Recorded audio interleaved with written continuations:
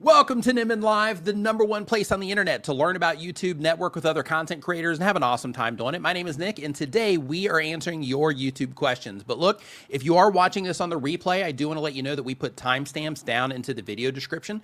So if you want to see the questions that were asked during the stream today and hop to the specific things that you want answers to, or then you can do that through the timestamps, or you can sit back, listen, and enjoy the stream and learn all types of different things about YouTube, because the show is driven by the questions that are answered on the stream. And if you missed the live stream, you can join us every Saturday at 9 a.m. Eastern. But when I say that we are answering your YouTube questions, I mean myself and my brother from the same mother, D. D, what's happening? How you doing? I'm doing great, man. Great. How was your week, everybody? Doing great. Hope you had a fantastic week. Mm-hmm. I hope you had a great week. Hope that you are having a great Saturday. And for those of you that are, over there, hope that you are, having a great morning, on your Saturday. Over there. It is. Yeah, it's evening for us. It is. It's 9 p.m. Where we're at. And I know a lot of you are just waking up, having your first cup of coffee, your first cup of Joe. Yeah, we're having our last. Yeah. We're having our last.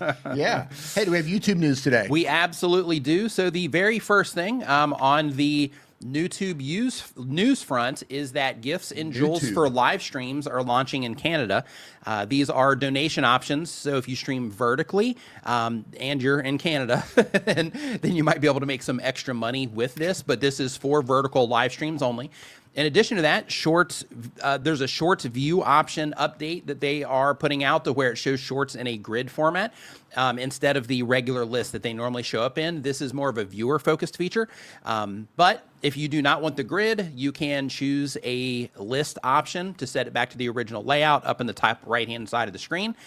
In addition to that, you can also edit video clips in shorts, things like adding music, moving clips around, etc. So if you upload on your phone and you want to check out these features, you can currently do it if you're on an Android, and the iPhone version is coming soon in the future for the editing stuff. And personally, I'm really surprised that they haven't done that for long-form content with as long as, long-form content's been on YouTube. What's the detail with it? To where you can add like music and move things around and, all that stuff. So it's a way to kind of edit within their system as you're, as you're uploading the content. A more in-depth editor, a studio, a true studio. Super basic studio. But But yeah, like those types of things I think are really cool, and I think they should make those available for long-form creators as well. I bet we get that eventually. I think so especially too. With all the AI tools out there that are allowing you to be able to pull different sounds out and completely get rid of music and isolate certain things. I think we'll get there eventually. Yeah, I think so too. I don't know if they'll roll that out to everyone. Maybe they will. Yeah. But it'll be cool. We're going to find out. Yeah, I love when they give out useful tools. I do too. And if this is your first time joining us here live, I do want to let you know that we have a form down in the video description. I'll also pin that here at the top of the chat here in just a second. But with that form, if you have a question about anything it is that you are trying to figure out, questions... Bam. Ken going in the kitchen, how you doing? Go ahead and drop that in here. But if you have questions about anything it is that you are doing on YouTube, you need feedback on your channel, anything like that, you can just go ahead and put your information into the form at the very top of the chat right now. If you are watching this on somewhere that is not YouTube, then you can go to nicknimmin.com/ask, and it will forward you to the same exact form. Then we will get your question answered on the stream today. But before we hop into that, what's going on, Doug? Hope that you are doing great. Nice to see you in here. Cathy Fit, hope that you are doing awesome. Tan going in the kitchen, nice to see you here as well. Dr. Vibe Show, what's going on? Hope that you are doing great. Monique, nice to see you here as well. Shark Scrapper, what's up, my man? Home Rapid Repair. Geology Dude, how you doing? Geology Dude, nice to see you here. Gregor Brown, thank you for the super chat. Appreciate that. Says coffee on me. Just buy something decent next time. Diana Dobson. Appreciate it, man. How you doing, Diana? Yes, hope everybody's doing fantastic. Yeah. The gang is all here. We can all here. We can get started. Let's do it. So the very first question here is from Twin Craft. Twin Craft, they upload one time per week or more. They've been on YouTube for less than 6 months, so they're a newer creator.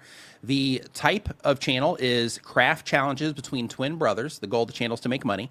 And the question is, what do you think? Why do you think our views are so low and decreasing with each new video? Our average CTR is 3.4%. So if your average CTR is 3.4%, depending on how many impressions that you're getting, if you're getting like a lot of impressions, then you're probably going to be okay. But if not, then either the topics are not something that a lot of people are into, or you're not able to capture their attention. But we're going to actually pull up your channel and take a look and see what it is that you're doing. But before we do, I do want to let you know that this stream is brought to you by Opus Clip. Opus Clip is the not live streaming tool, but the repurposing tool that a lot of content creators are using, where they will have live streams like you're watching right now, and then they will load those live streams into Opus Clip, or have Opus Clip pull them automatically after the stream, and then Opus Clip clips them up into a bunch of smaller clips with captions and everything that they can then upload to other YouTube channels. They can use it to supplement the content they're publishing to the channel.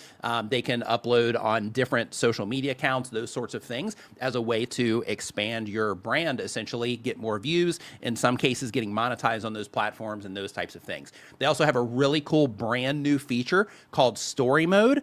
And with Story Mode, it allows you to make like animated stories and things like that. You can just do it with text, or you can upload a audio file and it'll build a story around your audio file. So if you follow me on X, I just recently, over the last few days, I posted 2 videos where I used that, to where I took one of my shorts, made it into one of their animations, but then I mixed it in and used it as B-roll with my actual short, and it turned out pretty cool. But you can see that on my X account. But if you want to try Opus for yourself and see all the different things that they offer, you can go to opusclip.com, or if you want to hook me up with an affiliate commission, then you can go to tryopusnow.com, and it'll send you to the same place. So with all that stuff out of the way, let's go ahead and answer the question, or actually pull up this channel. That was a lot of stuff. There's a lot of stuff. Definitely a lot of stuff. So here we go. Okay, so let me turn this on, and I think we are ready to rock and roll. All right, let's do it. So let me get this sharing here. Twincraft. Okay, like the channel name, considering you guys are twins. I think that's cool. So people sometimes will confuse D and I for twins. Yeah, I think that's weird. A little side thing for you there. Let me kind of scale this around. There we go. That looks nice and nice and full. Twin versus twin. Yep. So let's see what we got going on here. Okay, so we're looking at your videos. So you're wanting to know in terms of the views on your videos. So first off, if you said your click-through rate's low, then in that case, who remembered the face hugger better? And then I don't know if this is like an alien movie or what you got going on here. Let's go ahead and click into it. Yeah, so very first thing, don't worry about putting hashtags in your title. If you're going to use hashtags, put them down here into your video description. Another thing is, just because they don't add anything to your title, they're not going to benefit you there, so don't use them there.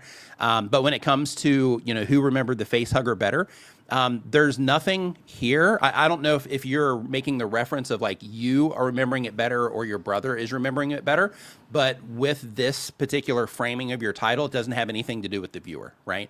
So because of that, I think the very first step for you and your brother would be to start thinking about the viewer. And what I mean by that is when this shows up on somebody's YouTube homepage, right? Like we're going to say this video here. Yeah, we'll say this one. Who can make the best predator mask? So in this case, you do have the challenge, and challenges like that can be fun. But right now, you guys are putting everything on yourselves, but people don't know who you are yet. So because of that, they might not care about who can make that better predator mask, right? In addition to that, your title says make the best predator mask, but you have the predator mask as something that is kind of an afterthought here in your thumbnail, and your focus is on you and your brother. So if you're going to leverage popular, pop culture for, trying to get views from it, which is smart, by the way, you're doing a good thing there, then in that case, put more emphasis on the thing that the viewer is going to identify at a glance. And what I mean by that is you made this thumbnail, so you know what the video is about, the thing that you're trying to connect to there with the mask.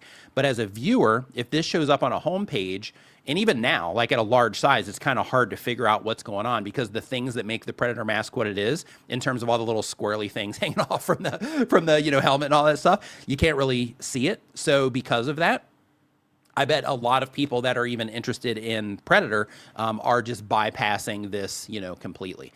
So because of that, if you are going to do something to where you guys are making these masks, a couple things that I would do. One is I would publish some videos without you guys in them at all in the thumbnails, and see if it makes a difference. So here, a different approach that you could take is having it to where, here, let me kind of zoom in on this. Yeah, I just want to jump in here for a second. Before you dig into this, can you back up for a second? Yep, absolutely. Yeah, because I'm glancing here, and okay. It took me. I had to read here to understand that it's twins competing for movie props. You're building the best movie props. I was looking at this without. Are they all movie props? Yeah, that's what they're saying that they're doing here. Like I didn't read your blurb here at the top where it says twins compete with each other to build the best movie props with all kinds of crazy whatever. I should have read that first, but I always approach this like, what would a viewer see? What would a viewer try to understand? And just at a glance here, I just want to jump in before he goes down this thumbnail rabbit hole and co-sign on everything that he said in terms of, since, because I'm really into cosplay, I'm really into movie props, I'm into building things, I'm like heavily into that stuff. All of that stuff, I'm your target audience. You're making videos for people like me. Because I don't know who you are yet, you guys, like, I don't care, and I mean, no offense to you, but because I don't know you yet, I'm not watching your videos yet, so I don't care who you are. All I want to know is, what are you building, and how are you going to show me how to build this thing? So it is absolutely critical that the things that you are building are the forefront center attraction in your thumbnails. Every single one of them. As you build momentum, and as people get used to recognizing you, oh, those are the twins that build stuff, then it becomes more important because they get to know who you are, they get to care about you, they understand the journey, they're going to love the back and forth between you as brothers. But right now, all I care about is, show me the thing that you're going to show me how to make. And frame it in a way that makes sense to me. Like, I don't care that you're competing to make it. Show me how to make it. I want to know how to make it.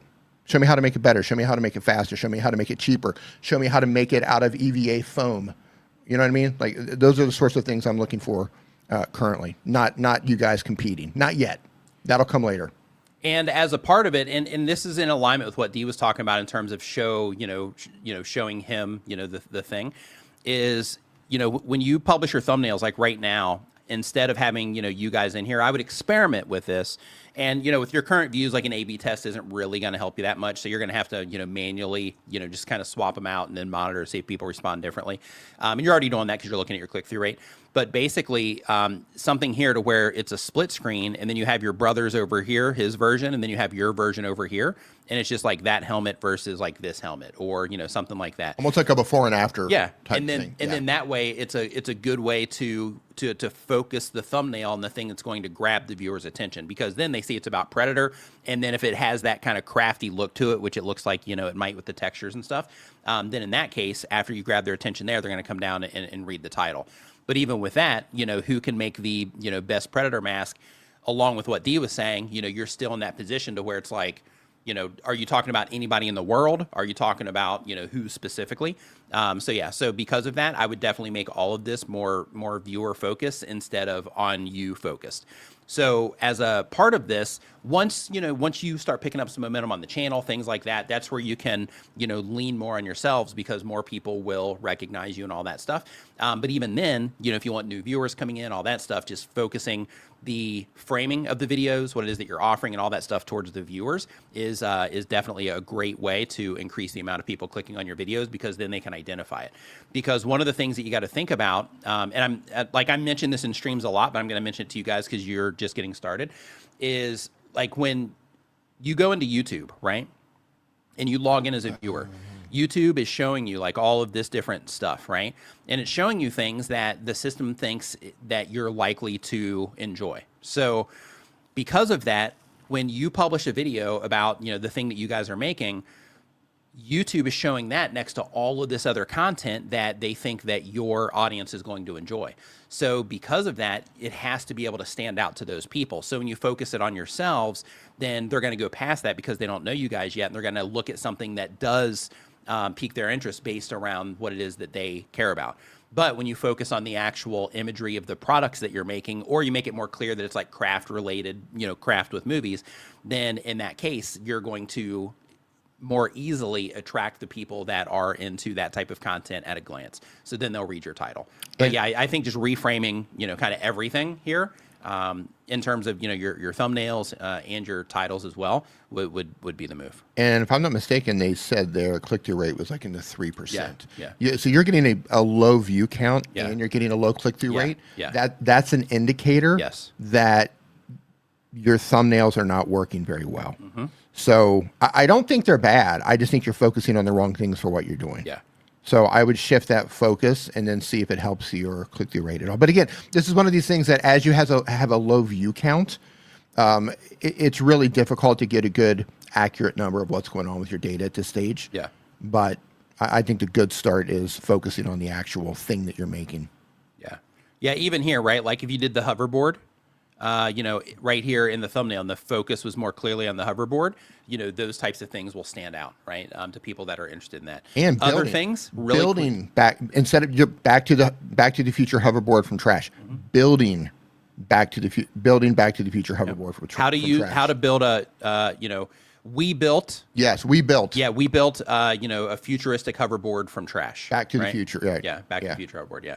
So also, just as a heads up to you, in case you don't know this yet, YouTube is very strict about copyright, and the clips that you have in here are not being used in a way that's necessarily fair use. So because of that, you are putting yourself at risk of copyright strikes when you are using clips from popular things in there. So just be very careful about the clips that you use in videos, and make sure that you do read up on fair use if you are going to be using the clips, just so you can make sure that everything is being used in the right way. All right. Next question. Hey, Ed. Glad you can make it. If you are just joining us, if you have a question about anything it is that you're trying to do on YouTube, there's a form linked at the very top of the chat right now. You can get your questions into that. If you want feedback on your channel or like thumbnails, titles, that kind of stuff, we can do that. If you have questions about what it is that you're doing on YouTube, we can do that as well. Just go ahead and put it in the form that is linked at the top of the chat. If you are watching this from somewhere other than YouTube, then you can go to nickniman.com/ask, and it will redirect you to the same form that we're taking the questions from. So next up on the list here, we have Acacia Notes. Let me zoom in on this here just a little bit. There we go. They do bi-weekly content. It's a music channel. Goal of the channel is to make money. And the question is, I'd love feedback on the packaging. My retention in the first 30 seconds is strong, around 60 to 70%. So the hook seems to be working. I usually don't put piano in the title or name the instrument directly. I mention it in the description instead. I focus on mood and emotional anchors in the title and mention the instrument in the description. I'm also unsure whether I should start adding text to the thumbnails or keep them purely visible. So let's take a look here. Let me get you pulled up. I'll take a peek. Take a gander. I just, my YouTube here, I'm loaded it up. I just had the weirdest out of nowhere recommendation for the movie from 1984, Red Dawn. Oh, wow. That's a blast from the past. Out of the blue, YouTube's like, hey, you know what you might want to see right now is a clip from Red Dawn from 1984. And you're kind of feeling it, though, probably. You're like, yeah, you know what? I would actually watch that right now. No, that's what I was going to say. Yeah. If we were not live, I would click on that so fast. That's incredible. Oh, that's incredible. It is. I would love to know what I've watched recently to make them think, you know what else he would like? A Red Dawn clip on a Saturday night when he's usually streaming. Yeah. Yeah, that was good, man. I would love to watch that again. Hashtag Wolverines. Yeah, let's go. right? The real ones know. Great. The real ones know what's going on with that. Yeah. Yeah, David Matney. David Matney put it in the chat. Yeah, that's right there, like right as you were. That's right. Yep. Shoot straight for he's got once. it. Yeah. Yep. Such a classic. All right, so let's see here. So next up. By the way, David, in case I don't think you were in the stream last night, but we pulled up your channel last night in Tuber School. We were looking at. Yeah, we're giving you props on your stuff. Yeah, fantastic stuff, man. All right, so let's pull up this channel here.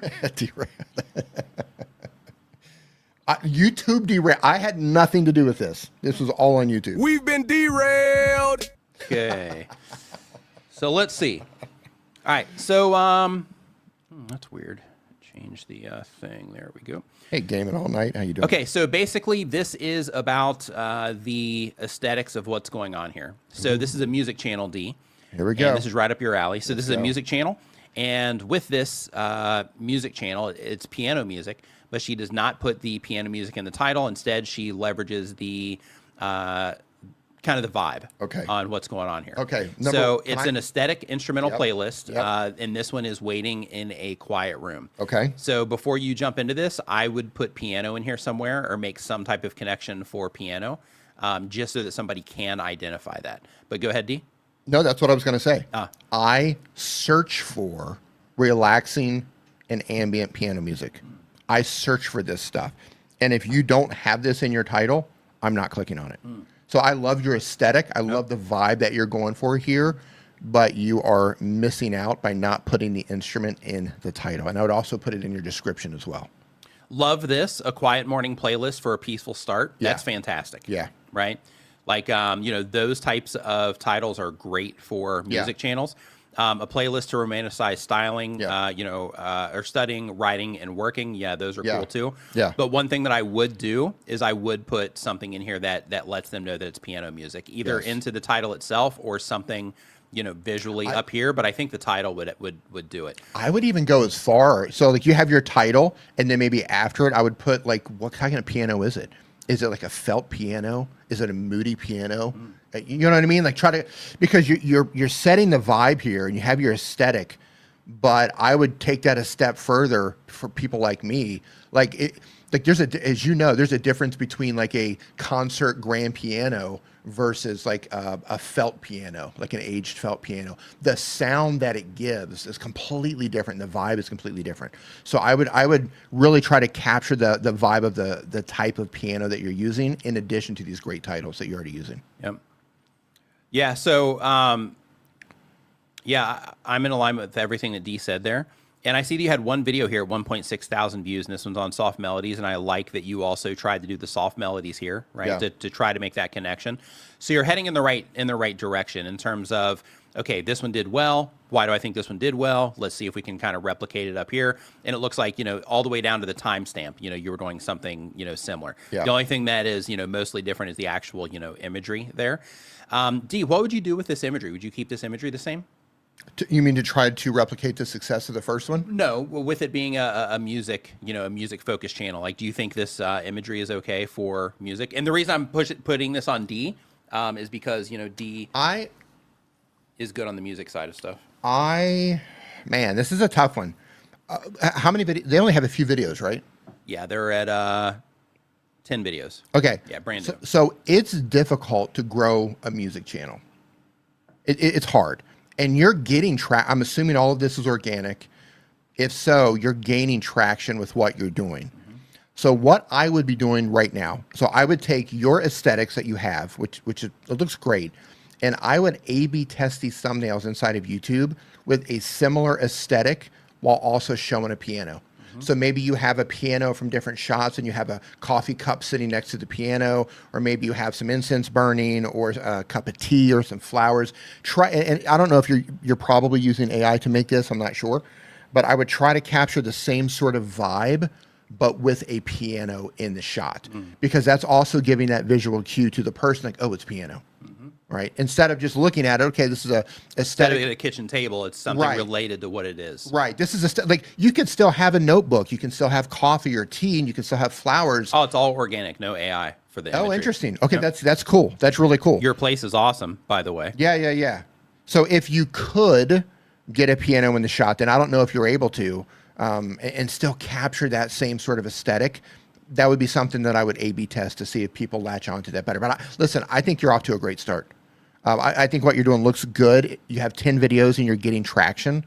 So, I would make sure piano goes somewhere in your title, and I would A/B test putting the instrument in the thumbnail somewhere. That's really it. I mean, your music is tough, and 10 videos, and you're getting 100+ views per video with 10 videos on a new music channel. So, yeah, I think you're off to a great start. Super chat. Hi, fun, Chris. Thanks for the super chat. Appreciate it, man. Okay, so next question that we have here. Janet, what's going on? Hope you're doing great. Nice to see you in here. That looks nice. So, that looks chill. Yeah, it does look super chill. I'm going to go listen later. Yeah, it looks super chill. Absolutely chill. Good. It looks like it would be some good background music. Right. Like I'm going to turn this on, sit here, and just run a playlist and just sit here and work away on something. Yeah. Yeah. Yeah, again, I'm your target audience for that too. Yeah. We got 2 channels in a row. I know, right? Yeah. Hey, so one additional thing too that I just want to mention here. Let me share this real quick again. And that's awesome that that's like a real photo from their place. Right. I'm envious of people who have aesthetically pleasing rooms like that. Where it's like everything is just perfectly in place. Right. Yeah. Yeah, so one more thing is also make sure that you are building out playlists with these. So you have 10 videos. Make sure that you are thinking about playlists because playlists can also show up. So like, for example, if I go up here and I put in relaxing. By show up, he means being recommended. Piano music playlist, right? You can see right here, relaxing piano music playlist is something people search for. This particular person is something they search for. Relaxing piano music playlist with ocean waves in the sunset, relax, sleep, focus. Click. I mean, that's pretty detailed. Click on that. Yeah, click on that. Hold on. Let's see what else. Okay, yeah. Piano relaxing music love song playlist, that type of thing. So by creating the playlist, naming the playlist in a similar way that people are looking for them, this gives you the opportunity to start trying to compete in YouTube search also for when people are seeking this out. So I'm going to hit this one on the ocean waves and see what we got. Nice, 717,000 views on that one from a year ago. Yeah. But it's a 2 hour long thing. Looks gorgeous though. Look at that. Yeah. Absolutely gorgeous. And then they did it again. Same exact video. Different channel though. They literally stole it. Wow. Yeah, this channel here stole it and they got 622 views on it. Wow. But yeah, we have it looks like Orcanova took look at that. I wonder if it's stock footage from somewhere. You know what it might be. No, the time's even the same. Yeah, the timestamp. There's like a 4-second difference on the timestamp. Wow, yeah, I think they jacked it. Yeah, so this might be like Creative Commons or something, and because of that, it allowed them to steal it. What a shame. Okay, so next up, we've got. Let's see here. We did Arikia notes, and I hope I'm saying that correctly. Yeah, nice music to fall asleep to. Also, yeah, good call there, Ed. Mm-hmm. So let's see here. Next up on our list here, we have Designed in the Wild. They upload when they have time, but on YouTube for 1 year or more. They teach about graphic design fundamentals outside of the classroom, mostly at places like Disneyland and Knott's Berry Farm. Goal of the channel is to teach others. And the question is, I've recently shifted my brand from what it was, Design Rescue, to more appropriately reflect the videos that I've been focusing on. I'd like to hear your thoughts on whether or not my channel's positioning makes sense and what you think of my packaging. If you have time, I'd like to hear what you think of my intros. So we don't watch intros here just because, copyright and, all that stuff. So we don't do that. But I can look at your, thumbnails and all of that and see, and, how you're generally presenting everything and see what you got going on. It's called Designed in the Wild. Mm-hmm. So when you said that, before you told me what the channel was about, I instantly envisioned those little Asian dudes in the jungle building like underground.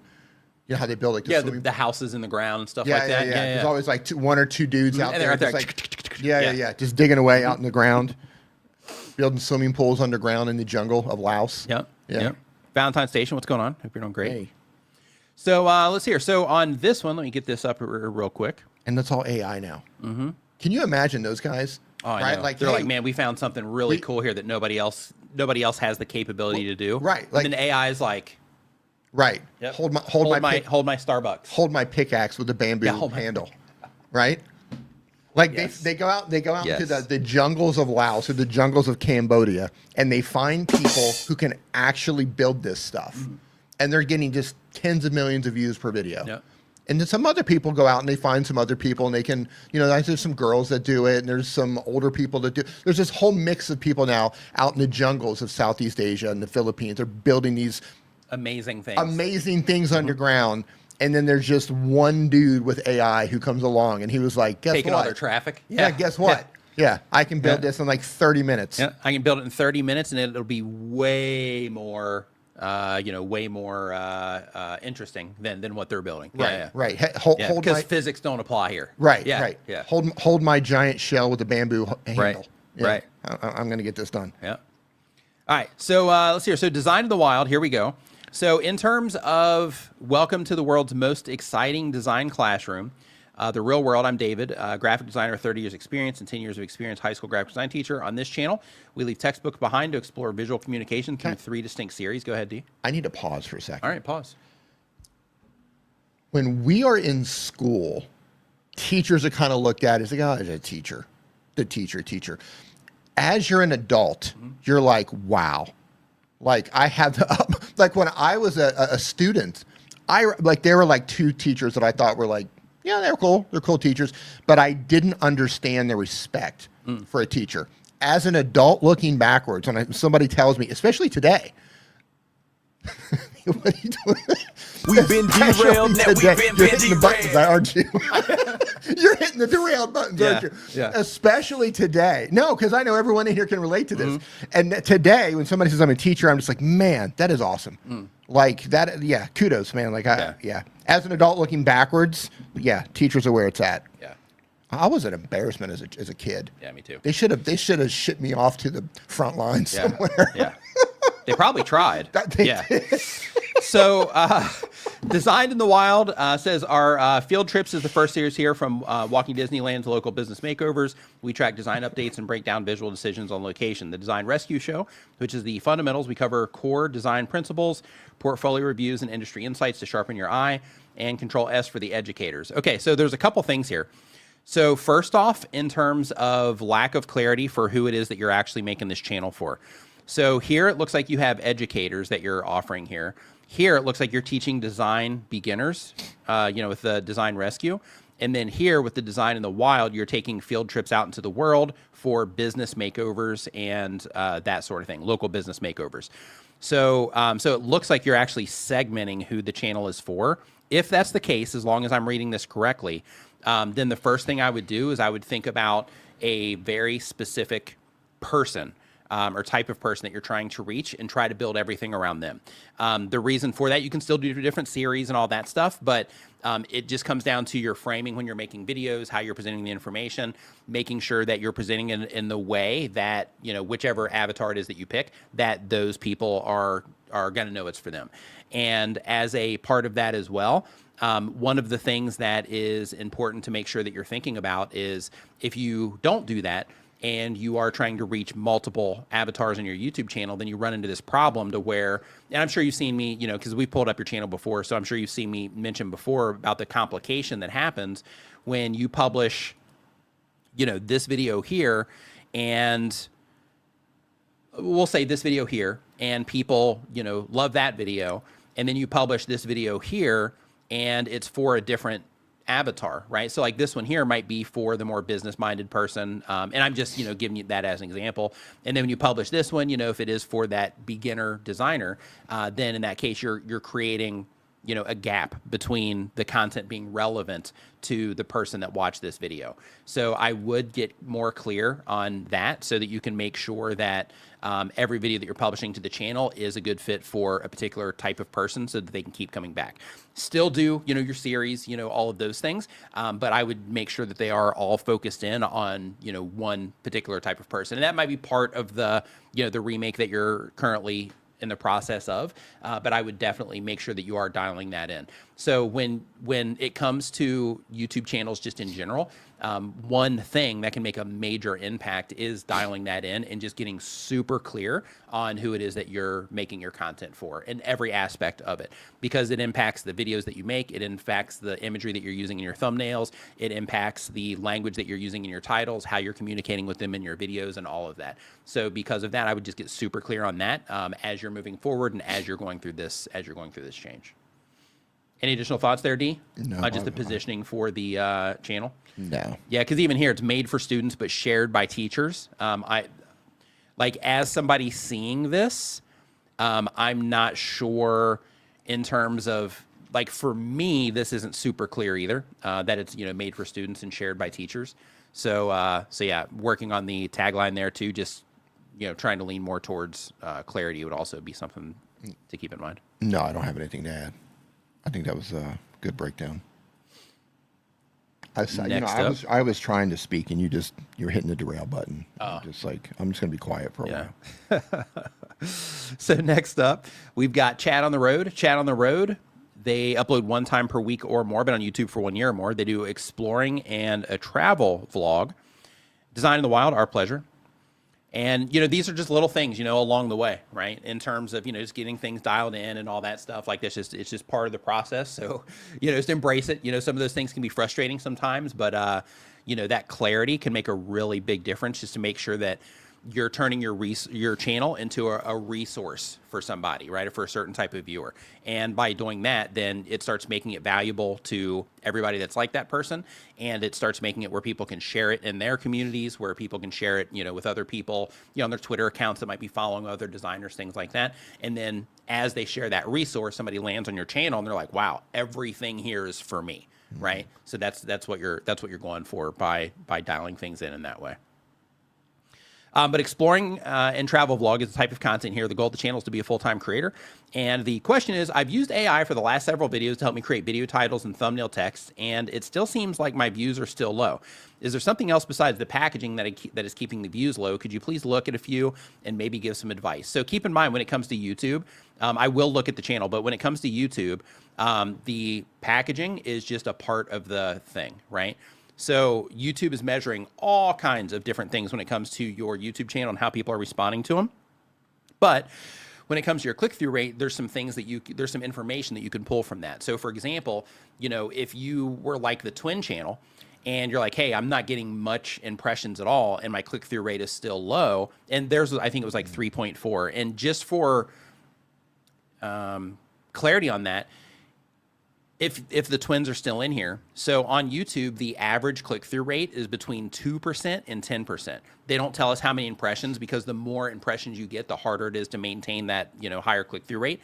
But the average is between 2 and 10%. And that 2, if you have a really good video and you're getting like millions of views on it and things like that, and it's getting tons of impressions, tons of different types of people interacting with it, but it's proven itself through the ranks, then that's usually where click-through rates will get pushed down like that. So if you're not getting many impressions and you're down like the 3.4 like they were, then in that case, it makes it, you know, to where you're just on that lower end. So because of that, you have to, you know, work on it. But when it comes to the click-through rate, you said that you're using AI for the thumbnails and titles, but you also have the video topics themselves, right? So the video topics themselves are a huge factor. I would say the biggest factor when it comes to your click-through rate. Your video, yeah, you're going to live or die by the idea. Right. It starts at the idea. If you were to look at, you know, a pyramid in terms of, you know, the importance, the idea is at the top of the pyramid. Yeah. If you have a bad idea, everything else fails. If you get past the idea and you get, you know, here's a great title and here's a great thumbnail, this is good packaging, okay, then you move on to the next step, what's happening in the first 30 seconds of the video. You might have a great idea, a great title, a great thumbnail, and you'll lose it in the first 30 seconds of the video. Or you might have a good title and your thumbnail's terrible. And I'll say this about AI. AI is great for brainstorming, and sometimes it comes up with really good ideas. But it also very often, especially ChatGPT, lacks the nuance of understanding how to connect with your audience. So anything that it gives you, you still need to run it through the human filter. You still need to run it through the filter of, is this idea, is this packaging, is this title, is this thumbnail, is this something that the person I'm trying to make the video for, my ideal viewer, is this something that this person would be interested in? Because AI often loses that context.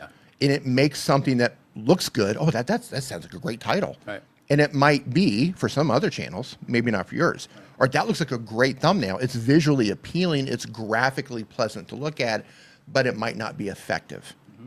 And this is one of the things we've talked about in the past, especially for newer creators that are leaning hard on AI. And I'm not saying don't use AI. I'm just saying don't forget to run it through the human filter. As new creators who don't yet understand what good is, and you don't yet understand how to connect with an audience, only relying on AI to help you could be setting you up for failure, because you haven't learned yet what works.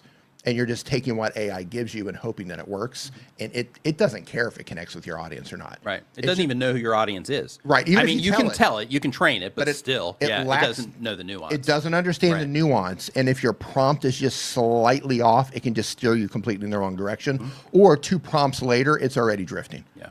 So use AI. It's great for brainstorming. It's great for designing things. It's great for building things. But don't forget to run it through the human filter when it's all said and done. Yeah, but with the video ideas, though, it can make a big difference. But in addition to your click-through rate, you also have how people respond to the video. So if they come into the video, like let's say you do get them to click and they come into the video, if they don't have a good experience there, and basically YouTube tracks that by saying, did they leave early or not? Then in that case, if people are leaving early, then YouTube's going to see that as a video that's not satisfying viewers. And then it's going to stop, it's going to start prioritizing other content that is holding viewers longer over yours, or that's creating that more satisfactory experience.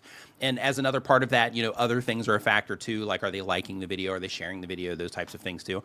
But they're tracking tons of stuff, you know, for every video. But you got to get people to click, because if they don't click, they can't watch it. And then once they are watching, you have to give them a satisfactory experience. And if you can do those things and keep doing them repeatedly, then your channel is going to, you know, do much better. But in your case, let's go ahead and pull your channel up here. So here you have, like, you know, where's the rest? So I don't know. The school that vanished, only the bell remains.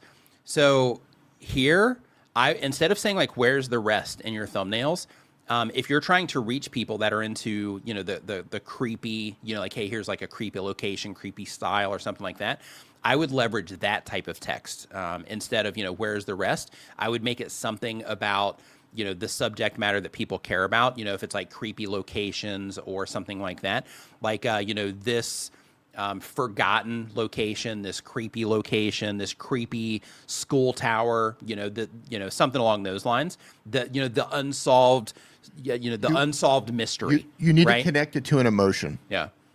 Or like the unsolved mystery, something like that, yeah. you know, would also be fine, because it's speaking to that same, you know, audience. It's a mystery, compared to, you know, where's the rest, right?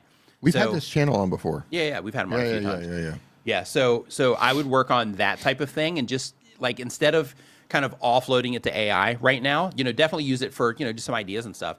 But what you should start doing, and this is what we all have to do, is you, like when you're putting together your thumbnails, you need to think, okay, for my viewers that I'm trying to connect with, that are interested in my type of content, what exactly about this thumbnail is going to help them identify that this piece of content is about something that they care about? And is there a language, you know, piece of language that I could use that might help them, you know, do that? Like in this case, it might be unsolved mystery or something like that. So then that way, when they see that, then they know, because they like to watch that, you know, unsolved mystery, mysterious, creepy type of content, those words are going to stand out to them.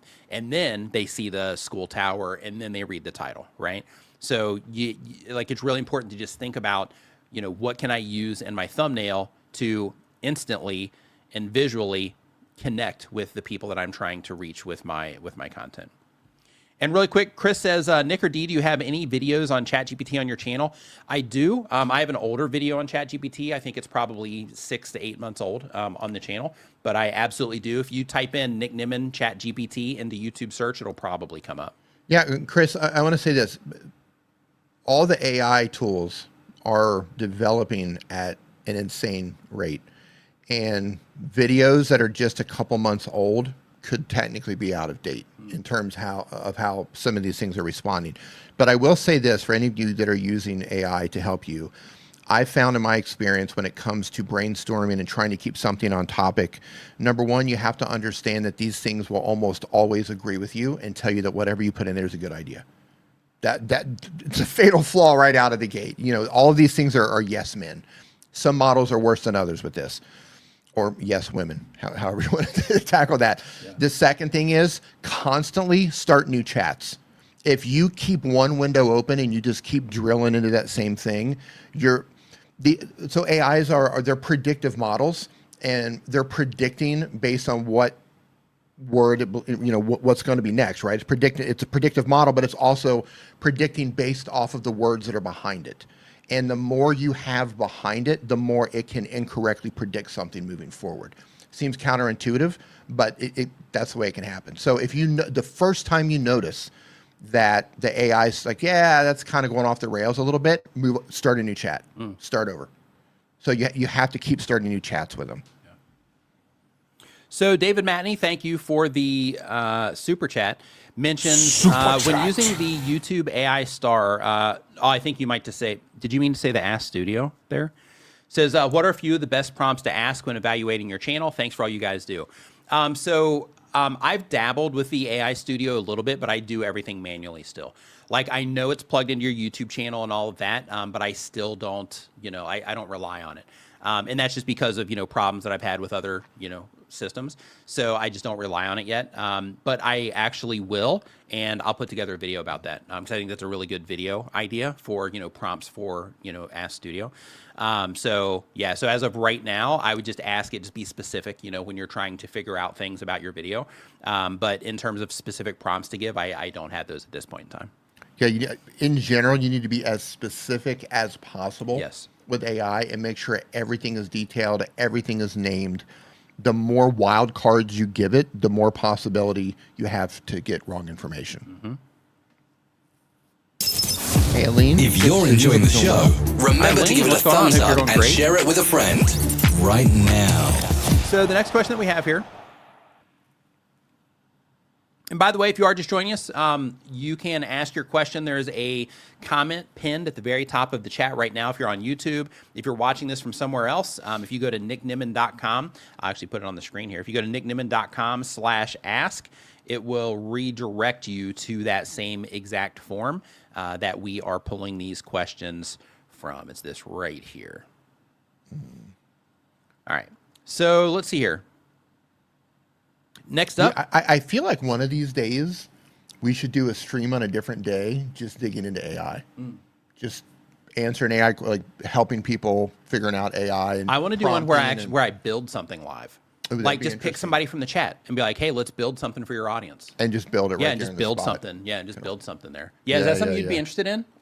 Say yes or no in the chat if that is something you'd be interested in. Yeah. Just for those of you that are into AI, if that would be something you'd be interested in. We were talking about this before we went live, and I don't want to harp on AI. I know we have a lot of questions, but I want to say it again, and I think I said it last week too, and I'm probably going to say this every week unless I forget. Sure. If you were using AI for scripting, please run it through your human filter and rewrite things to make it sound like a human said it. I am unfollowing accounts. I'm unsubscribing from accounts the second I'm noticing that they're using AI for their scripts. Because if you can't even notice the things that AI is giving you that are giveaways that you're using AI, if you don't even notice that as a creator, then you're not paying attention to anything, right? In my mind. So I've been unfollowing so many accounts. They're reading their video or watching their videos, and they say something. I'm like, ChatGPT, unfollowed, unsubscribe, I'm out. Yeah, run it through the human filter always. Re-edit, write it. Get the script back. You're an editor at this point. It wrote it. You're the editor. Go through and edit it and rewrite it to it so it sounds exactly like something you would say. If you don't do that, you are messing up big time. Yep. You are seriously screwing up. Yeah, I was actually looking for something I was going to show that I think is even worse than that, but I can't remember his channel name. Yeah. So I'm not going to pull it up, but I was hoping I'd be able to find him quickly, but I just can't remember. Yeah, in fact, Imperial Women, it says, and fact check everything three different times. You're right to call me out on that. Gravity is real. I know, right? Yeah. All right. So next up on our list here, we have Arcus MC Roleplay Studio is the name of the channel. They are getting ready to start their channel, so they're not actually in motion yet. The goal of the channel is to connect with others, and they are going to be doing Minecraft roleplay content. And the question is, since my channel has effectively hit a dead end, is there a way that I can boost it for the new content? Okay, so you do have a channel, but you're going to be sending it in a different direction. So let me just see the channel that you have here. And okay, so right now, this is so good. It is good, yeah. So right now, you have like 438 subscribers. You got 15 videos on your YouTube channel. You can go in any direction you want to right now, so don't even worry about it. You say, is there a way that I can boost it for the new content? No. What you need to do is for the new content, the content has to be content that people enjoy. There's no way to get around that. So when it comes to YouTube, people, everybody, like when they first start channels, they're like, okay, so how do people get views? Like, because they'll publish a video, it won't do well. And then they're like, okay, wait a minute, I didn't get, 10,000 views on this. Like, what's wrong? And then they will start looking around for, you know, how to get views and stuff like that. And then sometimes they'll run into content creators that are, you know, not very ethical about, you know, what it is that they say. And they'll have people like buying stuff and, you know, buying like, you know, views from places and all that stuff. So you don't want to do any of those things. Instead, if you want your channel to do better, you have to work on the skill sets involved with being a YouTube content creator and making content for other people to enjoy.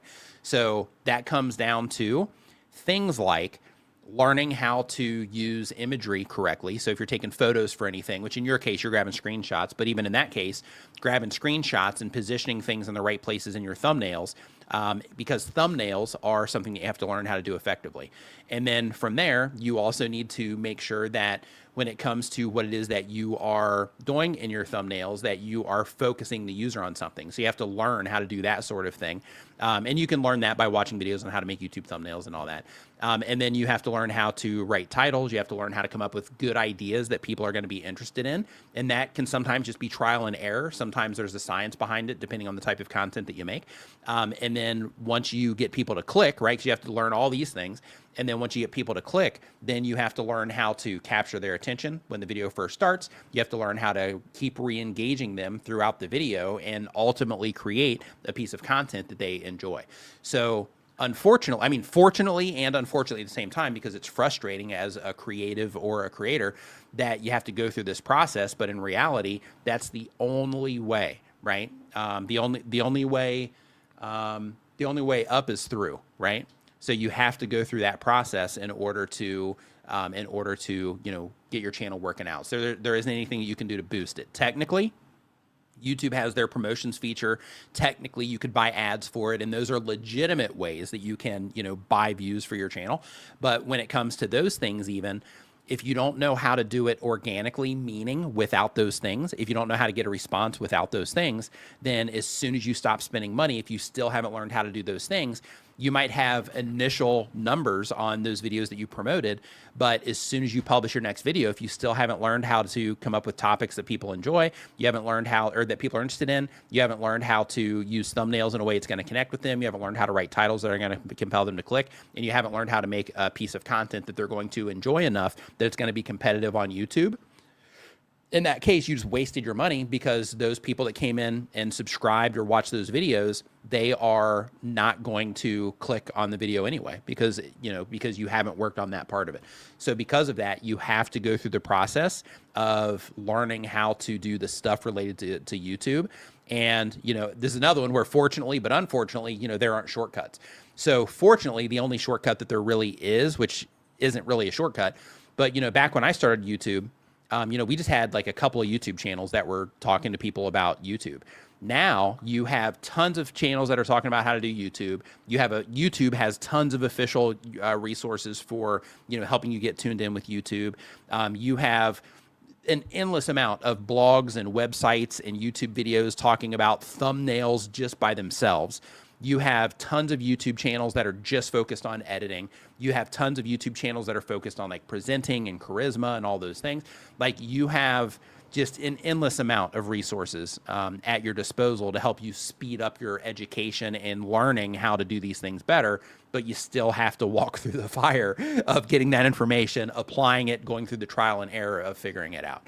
So hang in there, you got this, but you know, don't look for those like, hey, how do I, you know, kind of boost this to get it ready for the new content I'm going to publish?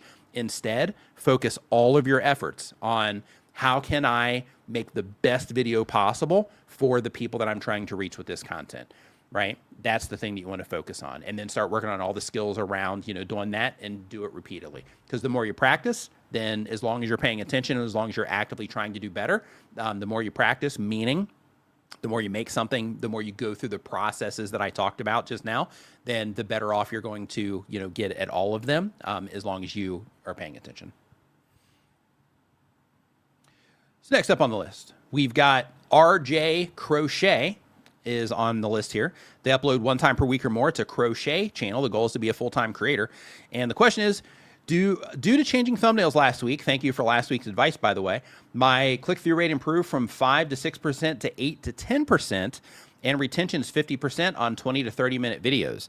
If impressions fluctuate, what lever would you pull next? So when it comes to impressions fluctuating on videos, that's just a normal occurrence. So on YouTube, some videos, like ones that are super high performers, they'll continue getting like lots of views over time.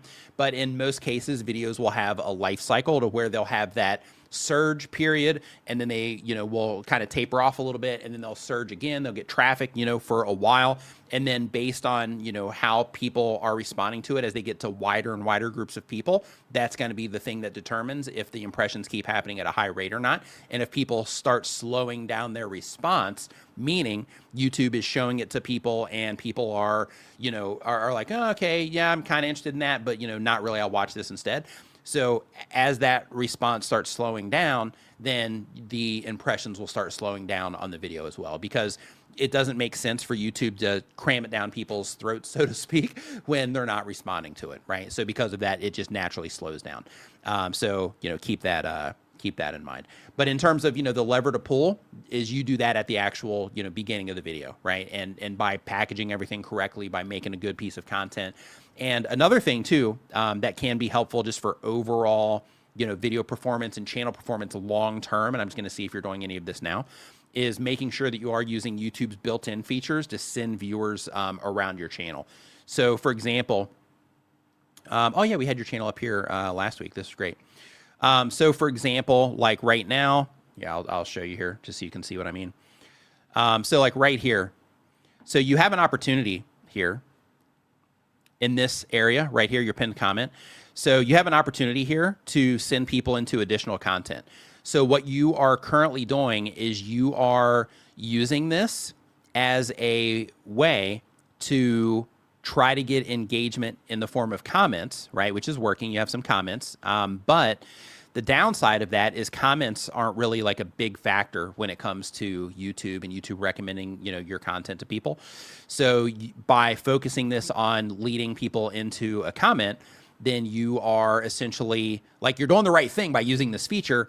However, you're sending people into, or you're trying to use it for something that isn't really going to be that beneficial for you as the creator. It's cool for community and all that stuff, so that side's great.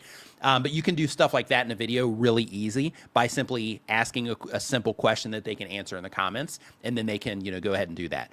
So instead, the way that you want to use this is you want to make it to where if somebody comes down, if they're engaged enough to come down to your comment section, let them leave the comment. But you also want this pinned comment right here. You want this to say something about, hey, if you enjoyed this, then I've got this, playlist that you're really going to love, or I have this other video that you're really going to love. And then you link to that video. And the play there is that as somebody's interacting with your channel, they come down to your comment section, they see that link, and then bam, they go and they end up watching another video of yours. Now on YouTube side, the advantage of that is it shows YouTube that not only did they enjoy this video because, they're interacting with it, they watched it for a long time, all that stuff. But once they came down here, either before or after they left their comment, they went and watched another piece of content from you. So that tells YouTube, hey, the people that are coming into this video about crocheting freely, she served them well. And she served them well enough that they ended up clicking on another video and going in and watching that video too. So by doing that, you are increasing the likelihood that YouTube is going to recommend your content to them in the future because, if they enjoyed this video, you've already got that. But the more content they watch, it just shows YouTube that that person, really enjoys what it is that you're doing, which means that they're going to continue showing your content to those people as long as they keep responding to it. So that is a much more valuable move than asking a question where people can just answer a comment. Another part of this, let me turn this off real quick, is the same thing here at the end of your video.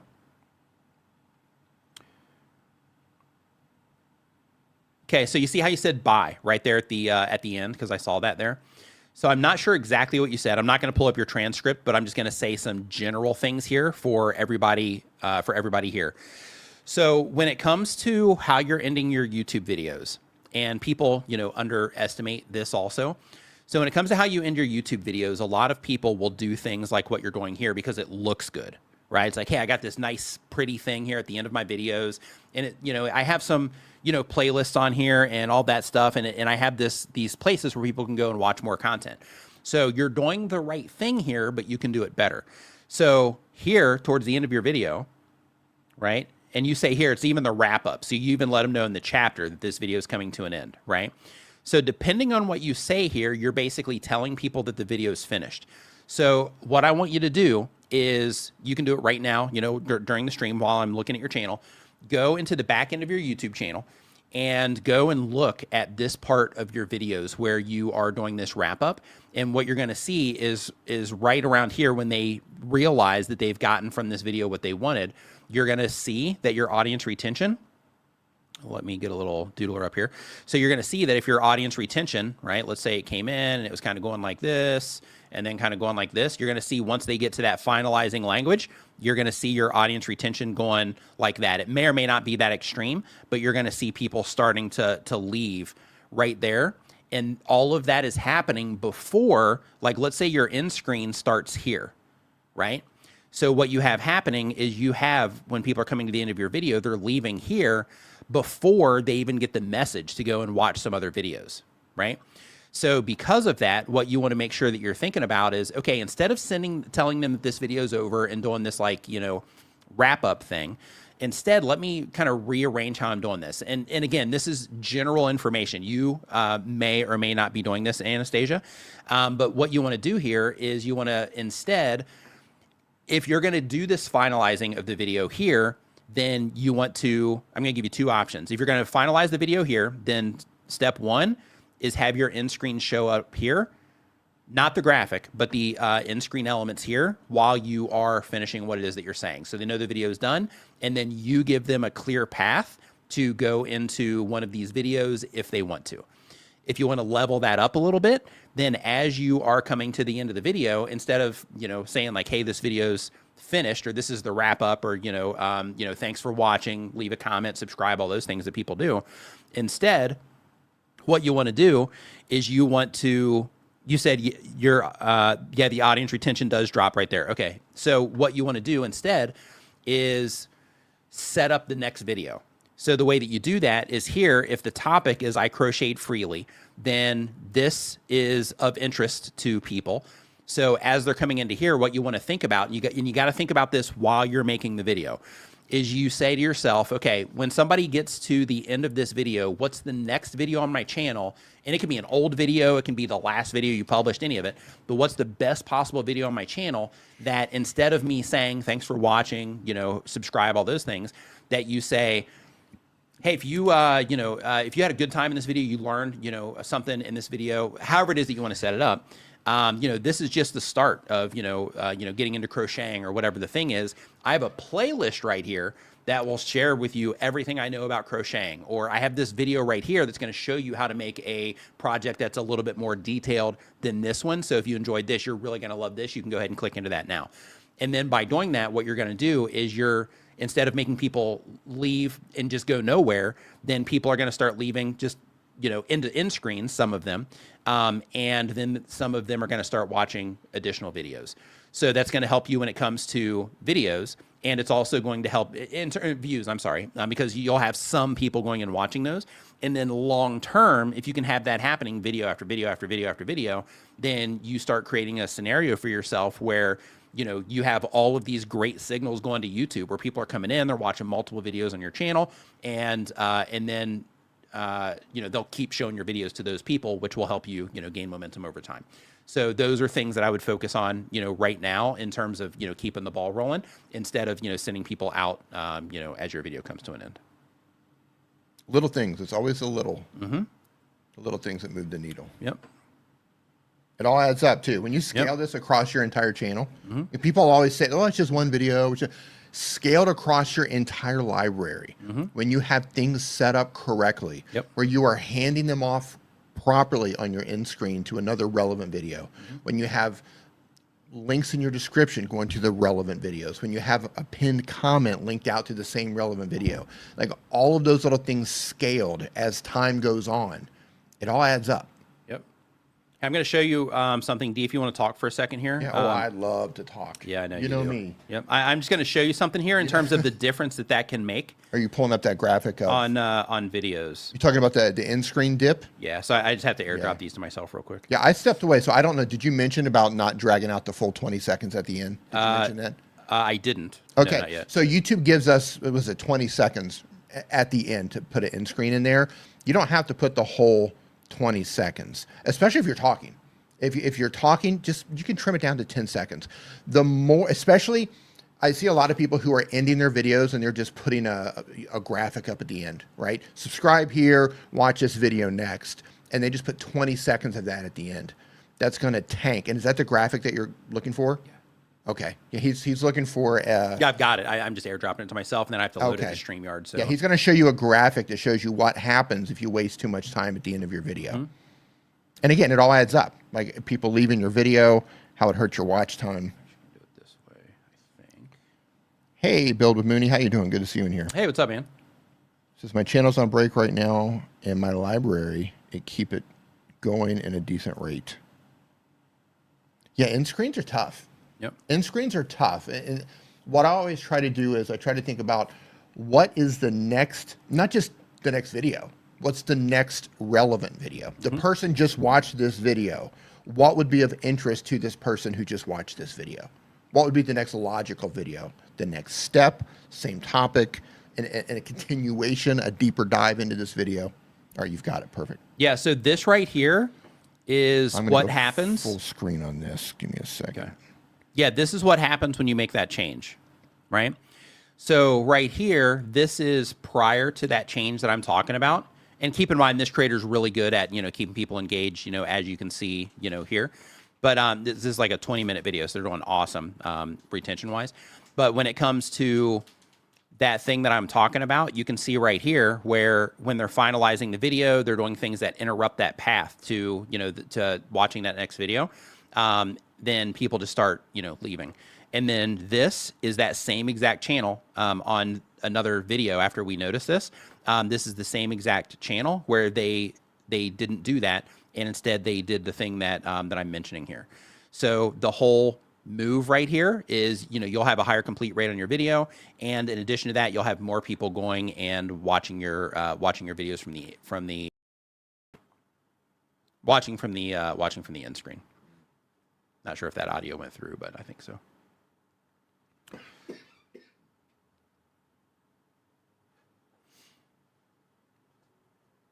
Hey, Marianne. So hopefully that helps. Yeah, small tweak can make a big difference. Hey, MoreauGaming, I appreciate that. Yeah, it can. Yeah, those small tweaks can definitely make a big difference. Let's see here. It'd be epic to run into you guys when I'm visiting Thailand. Oh, nice. When are you coming? Yeah, shoot me an email or shoot me a DM on X. Let me know when you're coming. Who's that? Dreaded Wolf. They said that they are visiting Thailand. Or they're going to be visiting Thailand. Let's see here. So next up on the list, we have Indie Voice. Indie Voice, they upload when they have time. They've been on YouTube for 1 year or more. They do game reviews. The goal of the channel is to make money. And the question is, my shorts lately have been getting a burst of viewership, and I'm not sure how to keep up the momentum when it comes to my posts. I'm not sure if you mean keeping up the momentum in terms of you continuing to publish, or keeping up the momentum in terms of publishing content that people are responding well to. If it's the second version, if it's the publishing content that people are responding well to, then look at the shorts that you're doing that people are responding to and try to uncover all of the details about them. So, it looks like you've had your last two shorts got over 1,000 views. And then you had one, like a handful of shorts ago, that got 1.7 thousand back on the 11th. And then you had, another one on last month on the 27th, got 4.6, and you had like a string of 1,000. So what I would do is I would look at these and I would look for patterns between the ones that are doing well compared to the ones that are not. And since it looks like these are just gameplay, let me make sure I'm muted here. Since it looks like these are just gameplay videos, it could just simply be that you're capturing the right thing, the right time there. But if you are editing these all together and you're trying to make like an experience out of it, then look for the patterns that people are responding to. You know, like, okay, how did I start this? What was I showing? Was even little details. Was there motion happening, right? So as they come into the video, you know, is my character standing there or is my character already in motion? Are they on the way to the conflict that they're having, or are they already in the middle of the conflict when the short starts, right? Look for those types of things. For the games, because it looks like you're doing different types of games here, look for the games that people are responding to, because here you have this FPS never ends, right? And then over here, you have looks like a computer board game type of thing that you're doing over here. So because of that, you know, keep in mind that, you know, you could be segmenting the types of gamers that are interacting with your content. So, you know, like if you do this FPS video and YouTube's like, hey, you know, we found the people that are responding well to this, and then they try to show them like the board game video, they don't care about that, so they're going to swipe past it, right? And then if they do that for a handful of videos, then YouTube might say, hey, looks like they're not as interested as the system thought they were, so because of that, let's show them some other stuff instead, right? And then you lose them. So because of that, I would just look for those patterns in topic. And here, I'll show the screen so everybody can see what I'm talking about. Yeah, so I would look for patterns in topics that you're doing. I would look for patterns in the actual content itself too. But really, yeah, like here you have like an indie horror game. Down here you have an FPS. Here you also have like a shooter game of some kind. This one's the board game one that I saw. So you can see here how there's just a wide variety of different things in here. I would try to line that up with, okay, these are the types of games I'm going to play on this channel for now. Once I start picking up some, like, you know, good momentum on my channel, then, you know, I'll start dipping my toes in other things to see, you know, what people, you know, what else people want from me. But for now, let me focus on, you know, trying to deliver a thing to my viewers. Graham Paul's Random Reviews. How you doing? Hey, what's happening? Sue, nice to see you. What's up, Sue? And your boy says, oh, okay. Oh, there'll be fire performing in Thailand. Oh, that's cool. She'll probably be on one of the islands or down south. One of the islands or down at Taipei Gate up here in Chiang Mai. Yeah. Yeah. That's cool. Okay, so next up, we have Davidson's All Natural Gym. They upload 1 time per week or more. They do farmstead sawmill content. The goal of the channel is to have fun. And they say they enjoy making the videos. They just want to make better content. And they say that money is not what drives their channel. And they say the question is, do you plan to show / help us make content specifically for TV, a class, an app, a school, or a live stream? It's totally different from shorts and even some long form. So we will be covering some of that stuff in Tuber School because we have a school that we have for YouTubers. We're not reopening that yet. We're still working with the first group, finishing up some content and stuff like that. But we do, you know, we will have some TV specific stuff in there.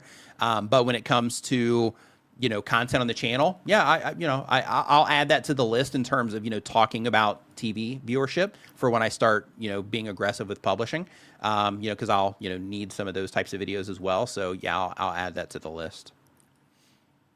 Add it to the list. Add it to the list. Next up, we got Heroes TV Japan. Hyros TV Japan. Heroes. They do daily content, but on YouTube for 1 year or more. They do K-pop cutout short videos. The goal of the channel is to be a full-time creator. And the question is, I have videos watch 250% and not swipe 70%, but views don't grow. Why is this, and what should I do? K-pop is definitely something people are interested in. So the answer is not that you're making something that people aren't interested in. It could be. I'm going to see specifically what it is that you're doing. Yeah. So with what it is that you're doing, I don't know where you're getting this footage or anything like that, but because you are using footage from others, you know, like, you know, people are responding to it, which is good. But, you know, you are a little bit, you know, risky there, just so you know, when it comes to your content. But in terms of you saying, you know, what is it that you should do, but your views don't grow? So for shorts, you know, 38,000 views, 86,000 views, you know, you're not doing bad. But, you know, you could do better with this type of content. So similar to what I told the other channel is I would look at your most popular stuff that you've put out, like this 59 million views video, 12 million views, 10 million views, and look at what those are. So some things that matter most there are just the conversation and the timing, right? So for example, if this particular person that you're featuring is really popular, there's controversy or something like that, then in that case, you know, you might have more people engaging with it. So it might be that. It could be the, you know, the particular groups that you cover, those types of things that can make the difference. But you've had many videos on here, over 1 million views, like many page rolls, and still going, still looking at, you know, videos over 1 million. So you definitely have content on the channel that's done well, which means that you have information. So go in and look for all of the details. Literally get like a legal pad or an iPad and open up each one of these and start taking notes on exactly what was happening, the text that was on screen, the person that you were showing, the band they're from, how long it was, and start looking at all of those details around it, and then start looking for patterns between each one to see if you can, you know, find the thing that people are responding to. Thank you, Diane. Hey, thanks, Diane. I'm glad you're enjoying it.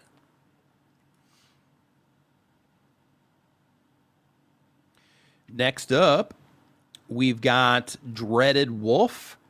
Dreaded Wolf uploads 1 time per week or more, but on YouTube for 1 year or more. They do martial arts content. The goal of the channel is to be a full-time creator. And the question is, how can I make my thumbnails and titles better to raise click-through rate? So I mentioned before, oh, this is the person coming to Thailand, I think. Yep. So I mentioned before, and Dee mentioned before also about how important the video idea is. So just that by itself can get people clicking on your videos more, right? Just having, you know, the topics be a home run can make a big difference. But let's see what it is that you're doing here. So you're doing well, actually. Let's unpack this, Dee. Pull it up. Yep. So let's see here. World's strongest. Okay, I just want to say this looks really interesting. Mm-hmm. Yeah. Okay, so a couple of things is at a small size, this is going to be really challenging. So if we open this up and then we scale it down to a small size, then it's going to be really hard to make out what this is. So because of that, if this is a sword, which I think it is, then instead of just world's strongest, I would do world's strongest sword on here so that you can at least get that clarity, or make it to where the sword stands out more. It's a little bit more obvious that it's a sword at smaller sizes so that when people see it in suggested videos, it'll stand out to them. In addition to that, in this particular thumbnail, the color of the sword and all that stuff, you can see how it blends in with the background, which makes it kind of challenging to have it stand out. I mean, it looks cool when it's huge like this, but if we take it down more closer to, you know, a homepage size, which is, you know, in this range right here, then in that case, you know, it does get kind of lost in here. So if you are going to do that, I would try to make the sword stand out a little bit more, either by blurring the background a little bit more, or I wouldn't necessarily put a stroke around it because I think that would cheapen it. But I would definitely, you know, maybe. So I have some. Yeah, go ahead. Yeah, so I'm going to tell you straight up, retake pictures with different backgrounds, because your swords are absolutely. That would be the better way to do it. Absolutely, yeah. They're getting lost in the background, and your swords look amazing. Yeah. I mean, and you're doing well. Yeah. You're doing really well. Mm-hmm. So you're going to have the data to be able to test different things, different ideas. So the first thing I would do is I would go retake pictures with some of these swords on different backgrounds, to where when you held up the sword, it was 100% clear that it was a sword. Mm-hmm. To where no one, because at this level, it almost looks camouflage. Like, I'm not sure what I'm looking at here. Mm-hmm. That would be the first thing I would test. Yeah. If you're unable to do that, and you have the ability, if not, maybe you could have AI help you do it, I would take the background and lower the saturation of the background and keep the saturation on you and the sword intact. That's going to allow you and the sword to pop out a little bit, and it's going to mute the background a little bit more. Yep. I would A/B test that. Mm-hmm. I would also, if you have the ability or someone who can do it, I would also, in addition to muting the background or changing the background completely, I would test cutting out my hand and the sword and enlarging it and making it look kind of hyper large in reference to the camera, bringing it towards the camera. In relation to you, just to really kind of shove it in the viewer's face. That's what I would test. I mean, you're doing great. Mm-hmm. So I mean, you have good ideas. Yeah, another thing that I would do is, because you are, you know, this is all about your like swords and stuff. So another thing is when you're taking an image like this, right? Tilt it so that you can see even more of the sword, right? Like the try diagonal shot. Yeah, so try to, so that it's kind of going up like, so it's kind of going up like this instead. So then that way, you can at least get more of the sword in there so they can really, see what's going on there. But yeah, since it is, a sword, I would definitely try to make sure that you are, doing that. And really with the handle on this, for people that are, into this, like that's probably what you're doing is probably going to be enough. But, just trying to make sure like, okay, if I'm going to be capturing people that are interested in swords, then in that case, let me make sure that I'm, getting enough of the sword in here. But I really think that you are, but I would still tilt it up though, in that particular case. Yeah. Step one, without having to take new pictures, I would try muting the backgrounds. That would be the first thing I would try. Yeah. Just taking them in, you can highlight yourself, highlight the sword, trace around it, and then inverse that and just lower the saturation in the background. I wouldn't completely get rid of the saturation, but I would mute it a little bit just so you and the sword pops out even more. Because you don't want to, because you look cool, the sword looks amazing, and you want that stuff to just pop off the thumbnail. Yeah. Because when somebody's scrolling, you want them to go, holy cow, what is that? That looks awesome. I want to watch that. Yep. Versus what's going on here. If they have to stop and think what's going on here for too long, they're just going to scroll past it. If they don't identify with what's happening. Another thing too is because YouTube does have their A/B testing feature, is you could probably drop this same exact shot in the Nano Banana and have it go ahead and do the tilt for you. If you're okay with using those types of tools. But with that, it could basically redo this photo to where it is kind of tilting up. So I would test that. And then another thing that I would test is because the handle is also extremely interesting. I would test one thumbnail to where the whole focus of the thumbnail itself is zoomed in on the sword. That's what I was saying. Yeah, to where it would be like this. Right? Ooh, interesting. Yeah, and then by that, it does cut it off a little bit here, so the tilt would still be, a little bit, more advantageous. But that might be helpful when it comes to small sizes and, things like that. So it's like you're still in there. The sword is in there, but you have that strong focus on the handle, which might, I don't know, for sure you'll have to see on your end, but that might help you when it comes to suggested videos, because then at least the handle might stand out a little bit to, people that are into swords. If you are using AI at all and you want to test with AI, Nano Banana, even ChatGPT, it has that image option now. You might be able to say something like, reduce the background forest color saturation by 50%. It might spit something out pretty cool. Worth testing if you are using those tools. But listen, man, like this is really cool stuff. People are responding to what you're making. But I do think the background, not in the video, in the thumbnails, all that green is taken away from the sword a little bit. And they just recently took off too. Yeah, this is so awesome. I want to show you guys something here. And so, by the way, I just want to let you know, when you come to Chiang Mai, I am challenging you to a nunchuck fight. To a duel? To a nunchuck fight. Yeah. So yeah, just for some inspiration for everybody, I just want to show you here, like in his case, right? Like he's at 1,700 views, 4,000 views, 2.2 thousand, 3.5, 2.1, 2.3, and then bam, right?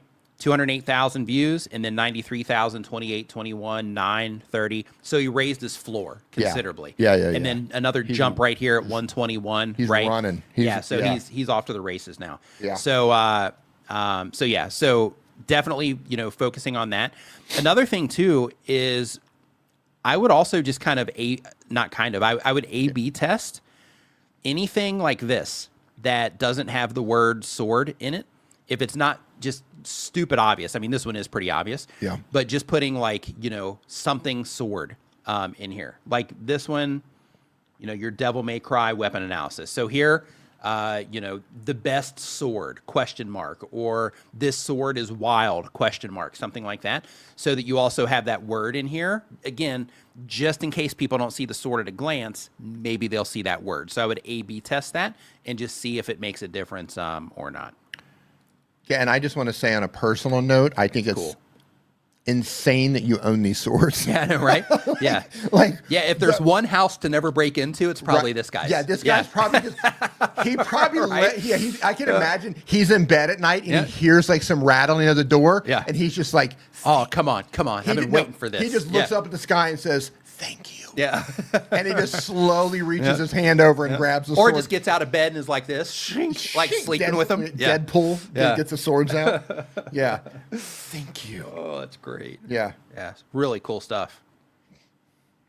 Yeah, but because of the views you're getting, like right now, you have an opportunity. So I would take that opportunity because you are, you have raised your floor up, meaning, your just baseline of view counts is higher now. So because of that, I would definitely use this as an opportunity to test your thumbnails so that you can just make sure that, the thumbnails that you're doing, that you're picking the right ones. And YouTube gives us the option, just in case you haven't seen it yet. You might already be testing, I'm not sure. But just in case you haven't seen it yet, YouTube has an option when you're uploading thumbnails where you can choose to test. And with that test, you can upload up to 3 different thumbnails. And with that, in your case, this will give you the opportunity to start to, over time, notice patterns of what people respond to. So lean into that and take that opportunity when it comes to testing your thumbnails. Yeah, really cool stuff. Tango in the Kitchen says, member for 18 months without counting the 1 year that I was listening in the background and before realizing that you two were not twins. I appreciate that. Yeah, we are not twins at all. Yeah, he said he's ready for the zombie apocalypse. Yeah, you're probably ready for any apocalypse, like anything. Yeah, like if it's coming, like... when it comes to the zombie apocalypse, for those of you who watched the... what is the zombie show? Walking Dead? Walking Dead. I can't believe we're working through that right now. So when you were watching it, and we had talked about some things that, and I was like, this is when I stopped watching. So now that I know where I stopped watching, man, I missed out on so much. Oh. Man, I missed out on so much. Oh, it's so good, yeah. Yeah. So I always thought that Michonne with the sword, the ninja sword, I was like, that's the best weapon. Yeah. But that is hands down the best weapon. Yeah. It's just a ninja sword. Yep. Doesn't run out of bullets. Katana.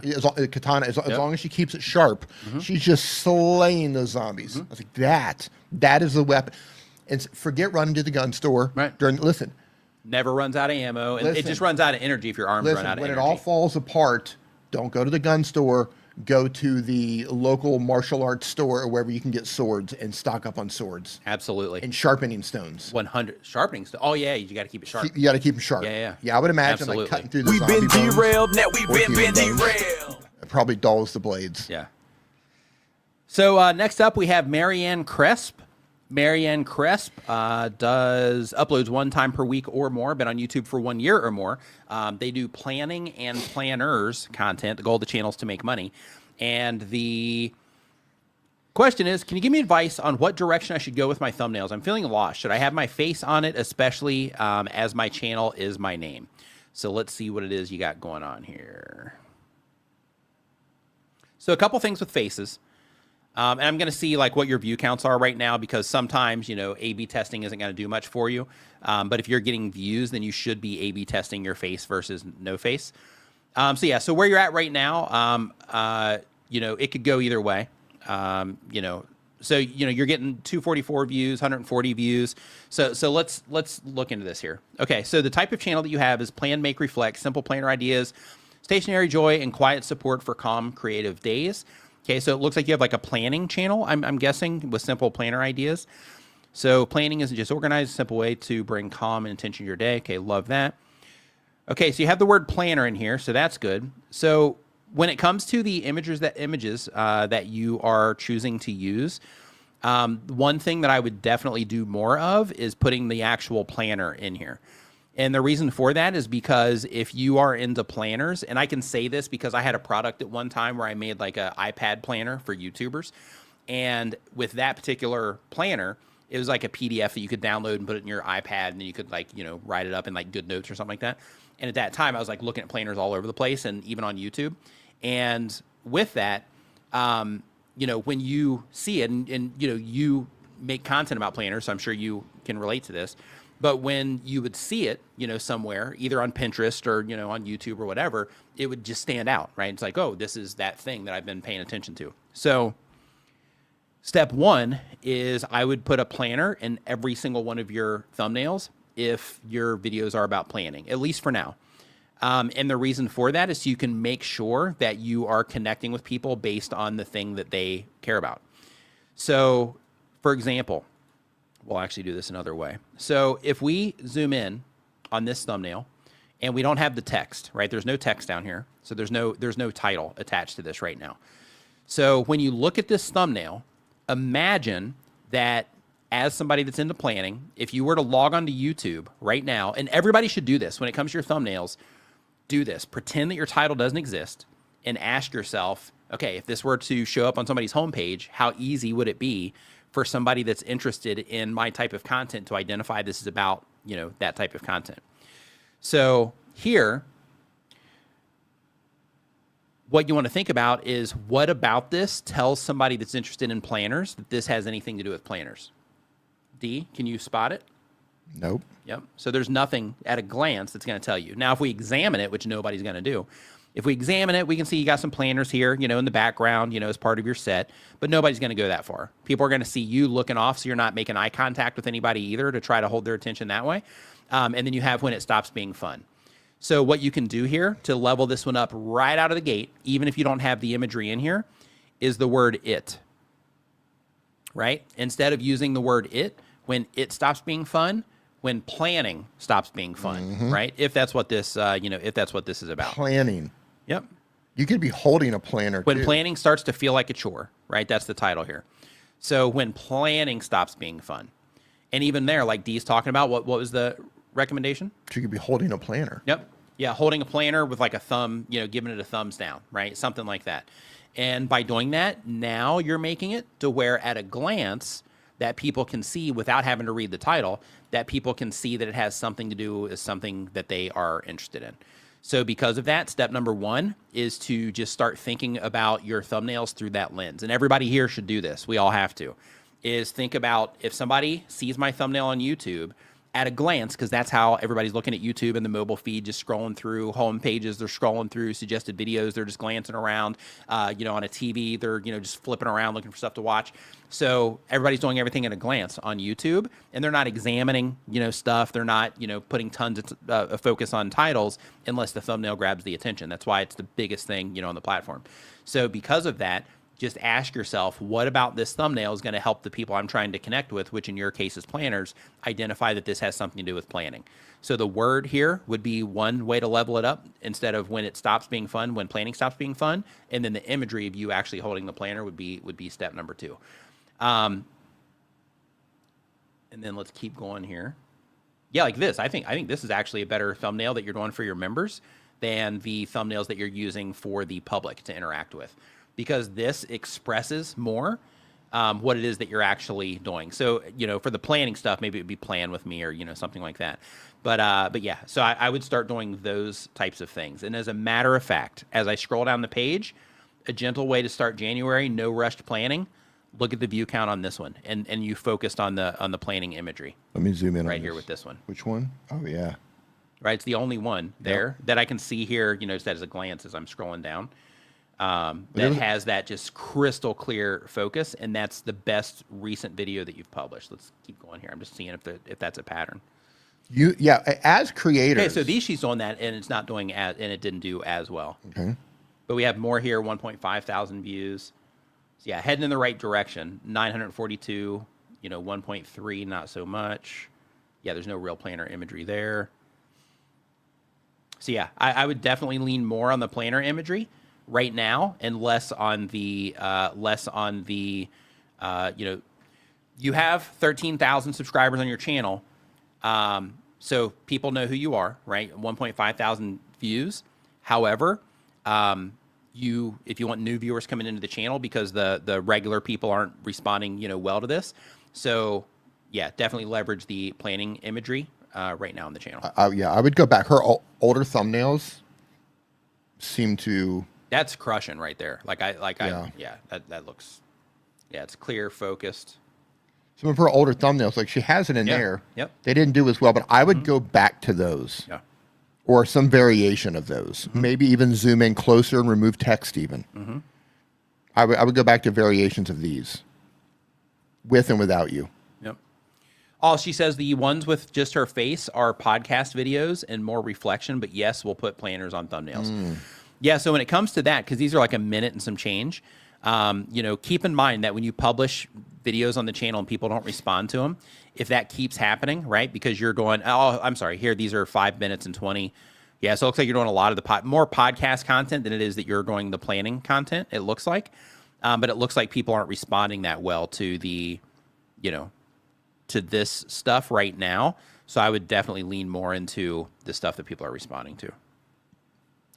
Plan, make, reflect. Simple. Sorry, D. Shut it down. There you go. Simple planner ideas, stationary joy, and quiet support for calm, creative days. I love that. I'm gonna see what free starter kit. Yeah, I'm gonna scan that and see what she's got going on here with her starter kit. Yeah. I love that you're doing that. Looks really good. Is that taking you to an email or what? Yeah, I think so. Feel calm, clear, and creatively inspired again. Scroll down. Everything in this kit's designed to help you slow down. Hey, Tish. How you doing? Good. Yeah, good stuff. Yep. Yeah, it's opt-in. Yep. All right. So next up, we've got... She says, I'm putting a pause on my podcast and move a bit again towards my how-to videos. Perfect. There you go. Yeah, adding that clear value is a, great way to, make everything better on a channel. Is, if you make the type of content to where you can do it like you are or like you do, then in that case, leaning into that stuff more and then doing your, opinion pieces, the podcast stuff that you're doing those things less and then doing the thing that they enjoy more, like 80-20-ish. And then by doing that, you're continually giving them what it is that they want from you so they can keep coming back. And then you are experimenting with the other stuff and then trying to build an audience for that. And then over time, if you're like, I keep doing these and people just aren't responding to them, after a decent period of time, but they keep responding to these, then you might want to, run a different experiment in place of the podcast. So next up, we have, our pleasure. So next up, we have Amanda Rochley. I hope I'm saying that correct. They upload one time per week or more, but on YouTube for 1 year or more. They do planning and planners also. No way. Yep. What are the odds of that? Oh, no, this is the same one. Okay. Same one. Okay. I was thinking, Yeah, I know. no Me too. I was like, way. no way. We got two planner channels back to back. No way. Actually, wait a minute. That. Hold on. I'm just going to double check here because the name. Oh, no, the name's the same. Okay. All right. We got it. Okay. All right. So next up, we've got AVR Reaction. There we go. AVR Reaction, they do daily content, but on YouTube for less than a month. It's a reaction channel. The goal of the channel is to make money. And the question is, how can I get more views and attract people to watch what for people to watch what I'm doing wrong? Okay, let's see what you're going on. See what you got happening here. We will do it without the question mark. Are you pulling them up? Yep, coming up right now. Okay. Sip some of that Gatorade. Mm-hmm. Yep, that's coming next. Oh, Dr. Stin is not watching. Yep. Okay, so hey guys, welcome to my channel where I host honest reactions. So this isn't going to be something that's going to make a difference for the channel, but this is one of those little minor things. I just want to mention it because I need to. So just a heads up, everybody. You see right here where they have hey guys, and then it has the more. So when it comes to your channel page, the people that are hitting your channel page are going to be the people that are the most engaged. They're looking for more content to watch, or maybe somebody shared your channel somewhere and they're coming in to see what you have to offer. So because of that, you want to make sure that your channel page gives people clarity.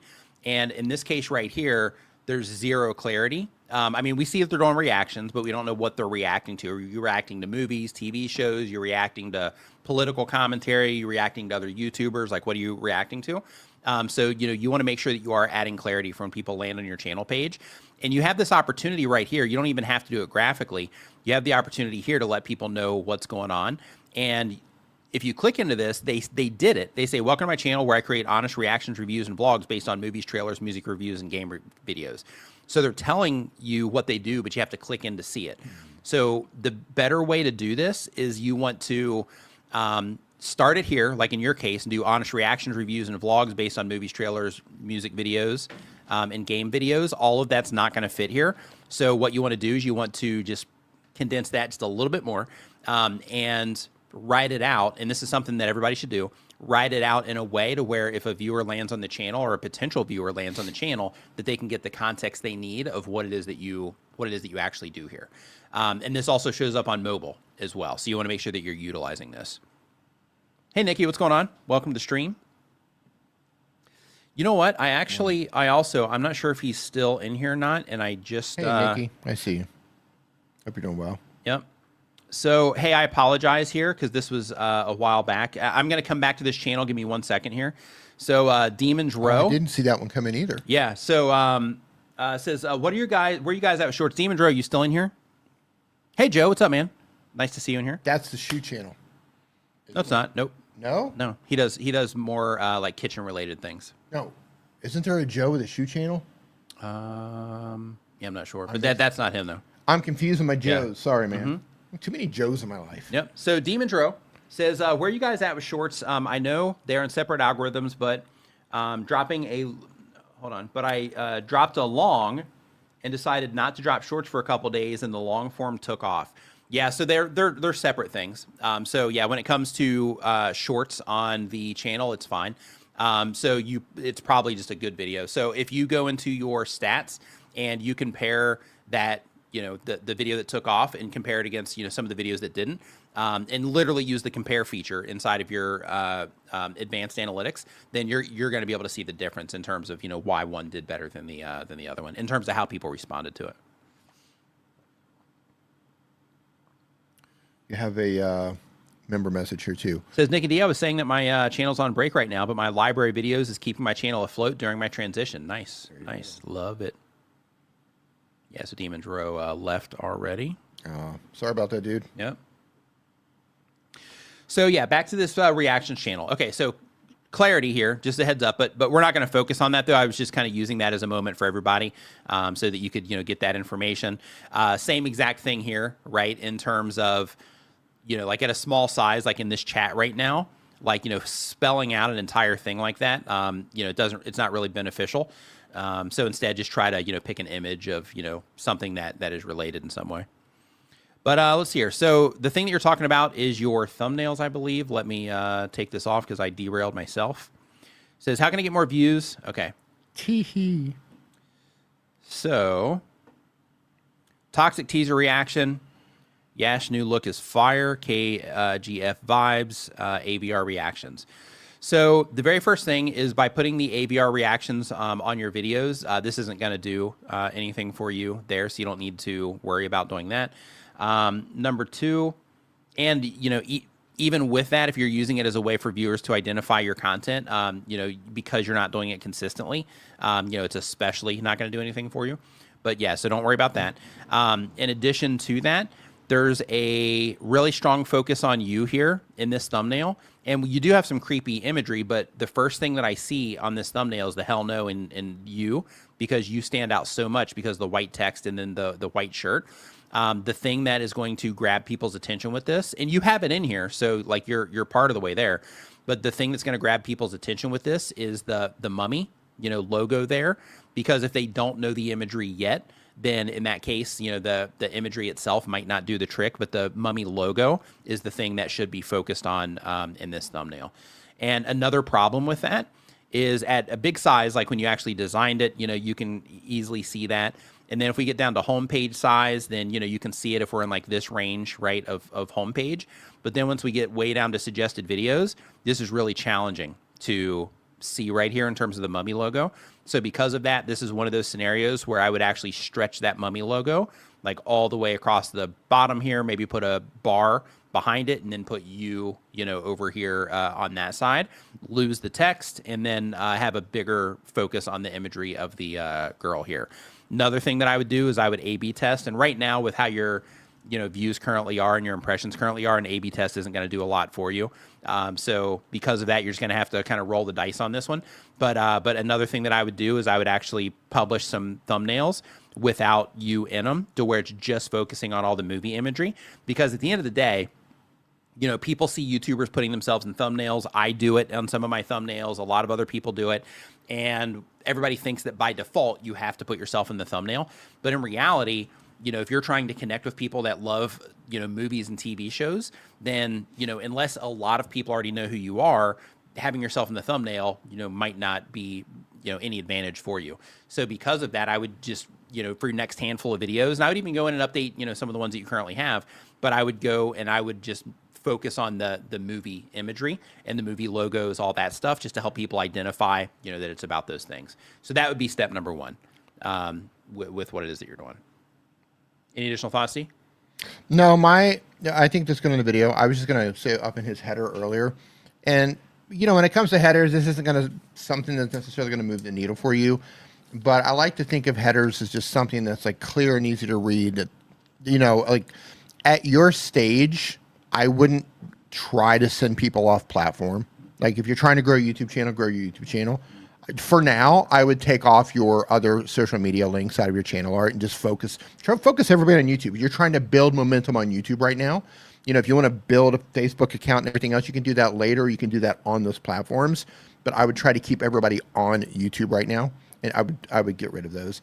And you don't need to tell people, and I apologize for mispronouncing your name, but Aziz Khan's YouTube channel, you can take that off as well. Just, what it is you're doing on the channel should be the most important thing to your channel art.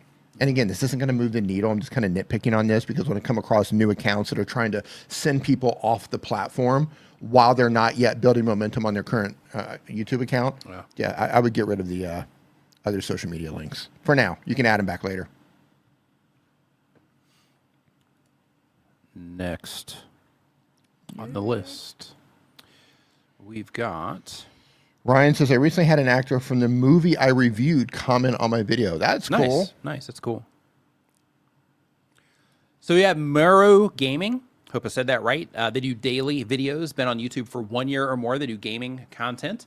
And the question is, my main question would be, could you just give a quick advice on my latest titles, thumbnails, on my recent shorts, live streams? I still haven't posted long form videos since last review. But would love to know if you think anything is working and what I changed, longer titles, more emojis in the title, and past live streams. So let's see what Did they just say more emojis in the title? Yeah. So vidIQ did an interesting experiment on shorts. So we were actually talking about this. I don't know if you saw that conversation in Tuber School, where somebody's asking about the emojis in shorts, and David was asking about that. Oh, was it David? Yeah. Yeah, and vidIQ, they did a study, and they found that for some shorts that that emojis in the shorts, I can't remember the exact number. Did they perform better, or but yeah, they perform better. And the theory behind it is that with shorts you have in some cases younger audiences and stuff like that. Yeah. So it wouldn't necessarily be a blanket thing, but just interesting information there when it comes to shorts. Yeah, but when it comes to your live streams, though, I wouldn't worry about putting those things in there. Like while you're live, it's fine, but for the replay, I would take those off because it still suggests that it's live. So like if you want your shorts to do better, your live streams to do better, think about the replay, because right now you're focusing. Oh, sorry, realized not even on here. Way to go. So like right here, you're focusing your live streams on the live experience, which is great while you're live. But if you're using these to try to grow your YouTube channel, then in that case, I would update these after your live stream so that they're more replay appropriate, right? Because if you do that, because right now everything looks live, the icon or the emoji that you have in here, the live tag that you have. So if you want these to do better on the replay, I would remove those things and make it to where if somebody sees this, it's going to look like, holy cow, 6 hours, woo, grinding on the live stream there. But if they see this, that it'll at least be packaged a little better for the replay. And I hope you're like cutting some of these up into shorts and whatnot, because that's a lot of content. 6 hours. Mm-hmm. Yeah, a lot of content. Renee Ritchie has arrived. Renee Ritchie in the house. What's up, dude? Hey, Renee. Welcome to the stream. Hope you're doing great. YouTube's creator liaison. Liaison. Let's see here. So I would focus on on that for So while you're live, it's fine because it lets people know. I mean, YouTube makes it pretty obvious when live streams are live anyway. But having those little things just to let people know, that's fine. But I would swap it out afterwards.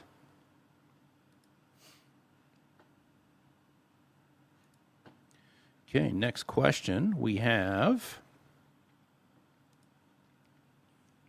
Who's up next? It says happy whatever day or night it is where you are. Yes. Yes. Almost 11 p.m., Renee. Had to pull D out of the Starbucks void. Yep. Mm-hmm. So let's see here. AQ Alchemy. They upload when they have time, been on YouTube for 1 year or more. They do intuitive, spiritual, inspirational guidance content. The goal of the channel is to be a full-time content creator. And the question is, Would love to be Vi to put images in my screen during my live streams. Most of my content is recorded live, so my channel at a glance doesn't look like there's many recent posts. Looking for the best way to promote past live streams or post live streams. The horizontal thumbnails I create are coming up vertically in the YouTube feed, which is not helping. Can you help with this, Nick? Appreciate you and Popcorn so much.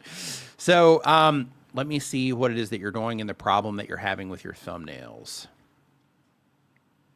Let's take a gander. So the way that I read that is that you're doing vertical live streams and you're trying to figure out thumbnails here. So my content's recorded live, so my channel at a glance doesn't look like there's many recent posts. Looking for the best way to promote post live streams. Okay.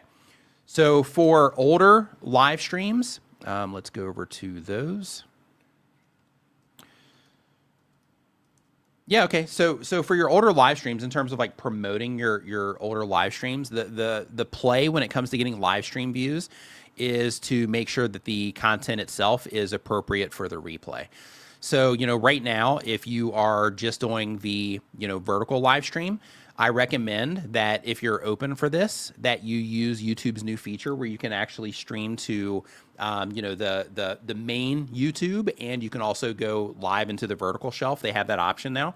And then by doing that, you can turn your phone sideways, and then YouTube's going to auto crop you in the center. So the vertical viewers are going to have the same experience, but the viewers on computers, TVs, all that stuff, they're going to see you in a 16:9 aspect ratio. So I would do that.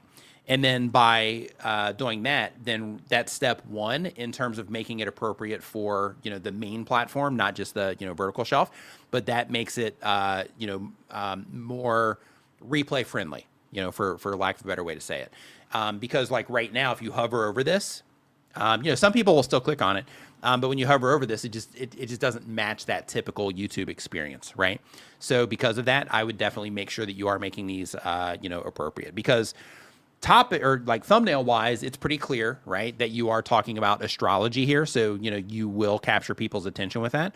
And then here, I would also clean these up, or at least test it, right, on your titles to where, you know, these aren't so emoji heavy. And the reason for that is because, like, if we look at this down here, you've got 2 emojis here, you got 2 more emojis here, and then you have another emoji here.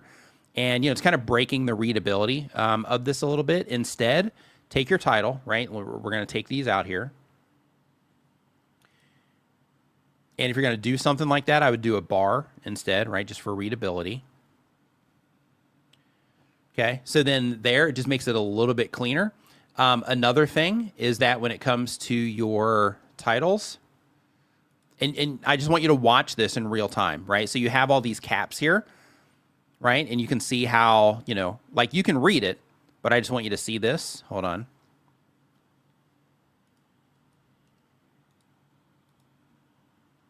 What are you adding to it? No, I'm just changing the text, and just, you know, just look at, you know, how much easier that is when it comes to, you know, reading it, right? So, yeah, like if you are going to do caps, I would use it on a word at a time, right? So in this case, maybe it is, oh, that wasn't caps. Hold on. Right? So maybe, did I spell that right? SC. There we go. Oh, yeah, that is right. Okay, so, yeah, so maybe like one word is a cap in order to, you know, bring attention to that thing. And then, you know, like in the what's, same exact thing. What's changing, right? So then you're focusing on a thing. And when you focus on that thing, make it more changing about things that matter to viewers. Right? So then as somebody's scanning this, they see the Pisces in there, and then they see the tarot readings, right? But another issue with this is, like in your original title, you know, because you do have all this stuff all over the place, you say, you know, Pisces, personal new year, what's changing, you know, tarot reading, all that's fine. But I would definitely just kind of clean it up a little bit. And I would also think about, you know, kind of reframing this a little bit to make it a little bit more obvious of what's going on, because you have that, it is a tarot reading, so you do get to that later in the title, but just simplifying this entire thing and just saying something like, you know, tarot reading for Pisces, personal new year, or, you know, something like that. So then that way it keeps it nice and tight, keeps it clear and focused. And then it's also clear, you know, who it's actually for. I would try to add something to it though. It makes it a little bit more, you know, compelling. But I would start with that in terms of simplifying those and then changing your camera sideways to make it more replay appropriate for the main platform. Next question. So next up, we've got Truck Report Geeks. And by the way, if you are watching this and you have a question about anything it is that you're doing on YouTube, there is a form at the very top of the chat. You can put your questions into that, and we should be able to get it on the stream today. We've got, you know, a handful still here, but we should be able to get it on the stream today. If you have a question, just go ahead and put it in the form. If you are watching this on somewhere that is not YouTube, you can go to nickniven.com/ask. I'll put that on the screen right now. Thanks, Doug. And that will redirect you to that same form that we're taking questions from. All right. So next up, we have Truck Report Geeks. Truck Report Geeks. Mm-hmm.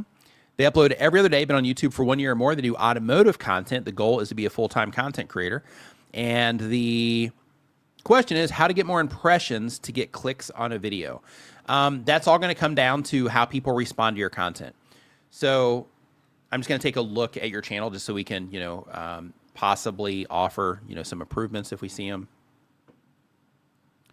So the very first thing that I just want to mention is that when it comes to getting more impressions on your videos, the topic is going to matter because, you know, the topic has to be something that enough people are interested in. And I think, you know, you have like a 2027 Silverado, right? And the Sierra just got some big news. So topic of interest. Yeah, I'm going to pull it up in a second. Okay. Topic of interest, you know, you're good there. So the topic has to be something that is of interest to people. Two, you got to be able to package it right. And I think in your case, you're packaging this right as well. There's one issue that I'm going to talk about here in a second, but overall, you know, you're doing the right thing, at least on this most recent video and some of these other ones too. So both of those things you are doing right. And then the other thing is, like, you're packaging it correctly. So if people are clicking on it, the next part of the process that people can, you know, respond to is the actual video content itself. So that's where a lot of people will lose people, even if they can get them to click, because it's challenging as a content creator. And that's why we have to, you know, keep working on it always, is that it's challenging to get people when they first come into a video to enjoy that video enough that they're going to keep watching it, you know, continue to engage with the video and so on.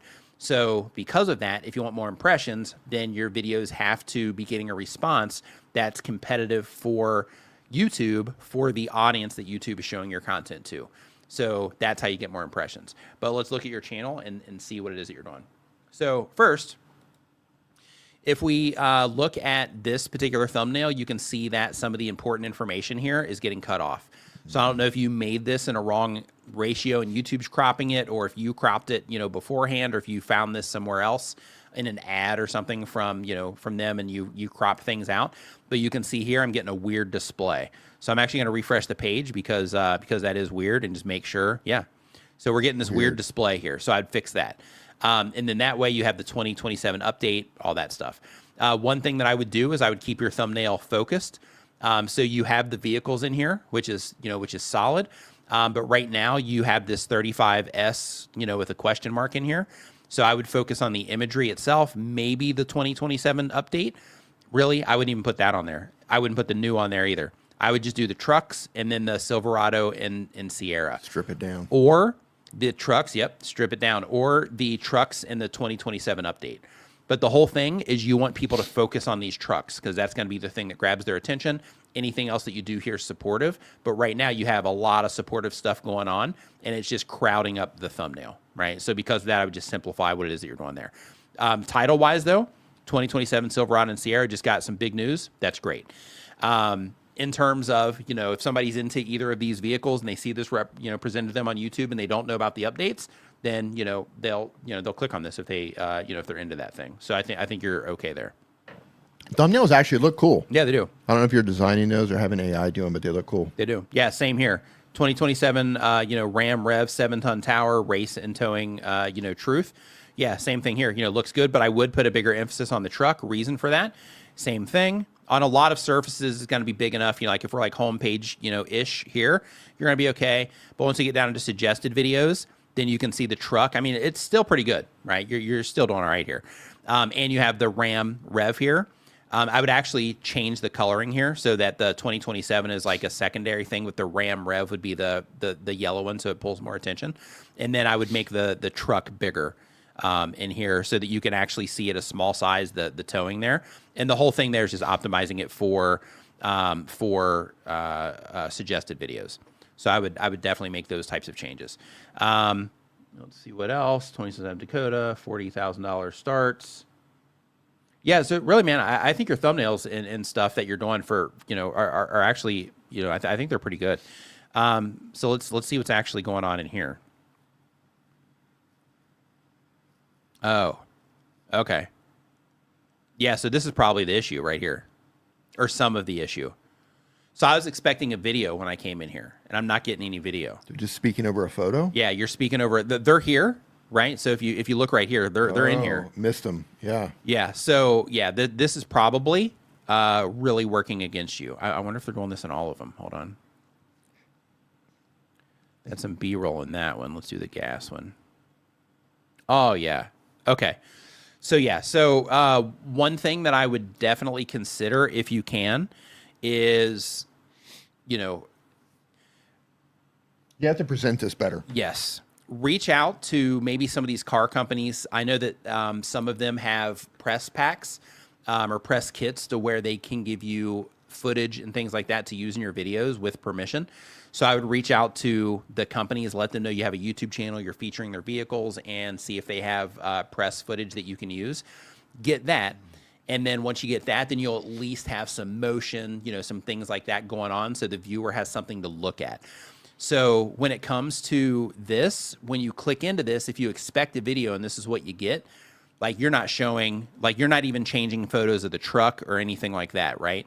Like at the very least, like, the next step up for this would be at the very, very least having a bunch of different photos of the trucks and then, kind of, fading in between the photos and all that while you're talking about this thing. Maybe you're showing the wheels and that sort of thing so that the images are in alignment with what it is that you're saying. But yeah, I think that you need to, like Dee mentioned, I think you need to present this in a better way so that when somebody comes into it, it feels like a YouTube video, because right now it just doesn't have that vibe. And like Derry X Dines, like Jerry said here, is like when you click on this, like it looks like a commercial, right? So it looks like you just clicked on an ad essentially. So yeah, so I would definitely get that part worked out. Yeah, if you're reviewing vehicles, review the vehicles, review the parts. If you're talking about the parts, talk about the parts. Yeah. You can find, and if they won't send you images to use, you can find this stuff all over the internet. Yeah. Just make sure you have rights to. Yeah. Oh, I'm going to see something really quick. Yeah. Yeah, and think about it this way. When somebody clicks in, unless you are an excellent communicator, unless you are an amazing storyteller, it is incredibly difficult to just show a static image behind you for 10 minutes and hold someone's attention. Mm-hmm. It can be done, and you might be able to do that. But based on what we're seeing right here, you probably need to have more stuff going on behind you. So a couple things. The very first is, like, if you look at here, he's using images, right? But I saw him changing them. So like as he's talking about it, he's like going through this article. He's changing the images, right? So he's doing what you're doing, but like he's clearly up here. So he's not even worried about cutting himself out or anything like that. He's just putting himself up here in the square. And then as he's going through, he's changing images so people can follow along, right? He's going to the websites and he's sharing his screen and he's doing a walkthrough while he's going to their websites. Mm-hmm. That's a smart way to do it. Yeah.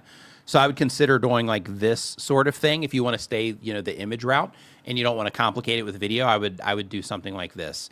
And then you have other situations in terms of what you're competing with where they're doing, this sort of thing where they're actually, taking people out into it. Let me hit play here real quick and showing like actual footage of, the vehicle in action and all of those things. So yeah, those are the types of things you want to think about when it comes to presenting it. Because if people are coming in to see like, oh, hey, what's this upgrade that they did? You want to make sure that you can actually give that to them, right? Because the whole thing with YouTube is you want people to be satisfied with the content that they're watching from you. And then when YouTube detects that, then YouTube will be like, hey, people are liking this. Let's show it to more people like these people that are liking this. So because of that, you have to get things to that part.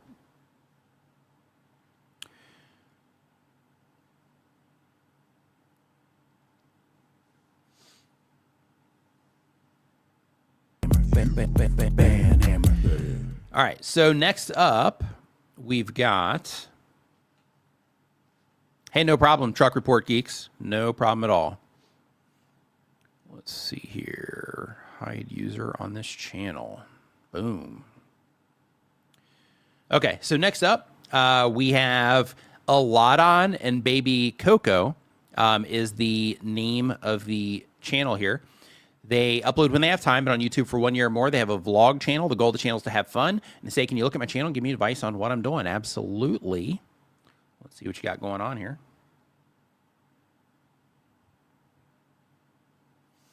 See what you got happening on your YouTube channel. Hey, it's how it goes, Doug. No worries. Oh. Welcome back. Doug Houston in the house. So let's see here, Eden and Baby Koko. Let's see what it is that you're offering here. Is this a bird channel? Okay, so you're doing like a puppet thing, it looks like. Okay. Hey, D, I'm going to need your help on this one. Are you going to be in here in a few minutes, you think? It's okay, I got it. Okay, so I took a Baby Koko's to Sainsbury's, Tesco's, and KFC. Linked vlogs. Not sure what linked vlogs is. Yeah, so for things like this, I'm not sure what linked vlogs is, but maybe your viewers know what that is. I took Baby Koko. Okay, so with Baby Koko, is Baby Koko your thing? If it is, if so, and you are, trying to, make the content with the plushie here, one thing to think about is, you took Baby Koko. If people don't know what Baby Koko is yet, this isn't going to mean anything to them. If Sainsbury's, I'm not sure if that's a location, then just taking that Baby Koko to these locations also isn't meaningful to people. But when you make a video and it's something about, same thing here. I took Baby Koko's to KFC again. So the very first thing that I would work on in your case is video ideas. Oh, it's a UK supermarket. Okay. So the very first thing that I would work on is video ideas, and think about, okay, if I'm going to be highlighting this plushie and it's going to be the thing, I'm not going to necessarily make the title about the plushie. Instead, I'm going to make it about something that happened while we were there. And it's not just about taking the plushie to KFC. It's about like thinking about from the outside in terms of, you're not showing anything, by the way, in case you. Yeah, I just pulled it down. So when it comes to the video ideas themselves, thinking about, okay, if I'm going to take this plushie to KFC and the whole video is I took it to KFC again, is that something that people are going to, be interested in at scale, right? Like, what about I took Baby Koko to KFC would matter to somebody who doesn't know what Baby Koko is and that has never interacted with the channel before. So instead of I took Baby Koko to KFC again, you could generalize it and say, and this would have to happen in the video. You wouldn't just want to package the video in this way. This would happen to happen in the video. But something like, you wouldn't believe the reaction that people had to my harmless plushie or, something like that. But you would try to generalize the Baby Koko thing so that it would just make it a little bit more. So in general, more people, might be able to participate. And then another thing is you have teasers on like completely unrelated things to that Koko. So you have like a FNAF marathon run, Ruin DLC teaser. So I don't know if that's a game or not. You have Friday Night at Freddy's Secret of the Mimic, where you're doing like this marathon and it's just like a teaser you uploaded. So step one, just get clear on what it is that you're offering on the channel. Try to make the packaging about the viewers and thinking about like, okay, if somebody were to see this on YouTube's homepage, why would they be interested in this and why would they want to click on this? Start there. And when it comes to the video ideas, like, hey, we're going to take a trip to KFC, that's not enough. Think about it through the lens of, what can I do at KFC that is going to be interesting to a stranger when this video is presented to them on YouTube, right? And then plan the content that you're going to be making, so that you can build an experience for people that they'll enjoy. Who were they taking to KFC? It's like a plushie. Okay. Yeah, it's like a stuffed animal. Okay. So next up, we have China Jackarole. They upload every other day, been on YouTube for less than 6 months. It's a music channel. We got another one for you, D. The goal of the channel is to be a full-time creator. And the question is, okay, you guys have made some advice, and thank you so much. Nick, you told me when you go to my channel, the thumbnails might confuse my audience. You said sprinkle them in, so I shouldn't use the microphone in the story videos, or maybe me with a book or something, just trying to clarify. I hope when 65, you guys are 80 and still doing this. So let's see what we got going on here. I've got a couple more years before I'm there. Yep, just a couple. Oh, okay, yeah. So you gave her advice before on this one. So basically, here let me just get clear on that one for you, D. So the question was, she's seeking clarity, and said she said that I told her that when you go to my channel, the thumbnails might confuse my audience. She said sprinkle them in, so I shouldn't use a microphone in the story videos, or maybe me with a book or something, just trying to clarify. Okay, so we have a music channel here. Okay, that's a confusing question. So here's what, the framing of the question was confusing. She completely changed. She was here last week. Yeah, so these are the same, I think. But yeah, so I remember the halo, the ring light she was putting up behind her head. Okay, yeah. Okay, so what's her question now? So basically she's just wanting to either see if she's doing it correctly, or see if that was the recommendation that you gave before she does it. So I'm guessing like this update here with her like singing into the microphone, right? And this is another one, by the way, that I recommend, that if you are making content for the landscape side of YouTube, I would make sure that you turn your recording device sideways. And the reason that you want to turn it sideways is so that when people go into it, when you have a landscape thumbnail, when they click into it, it matches what they might expect when they're going into it.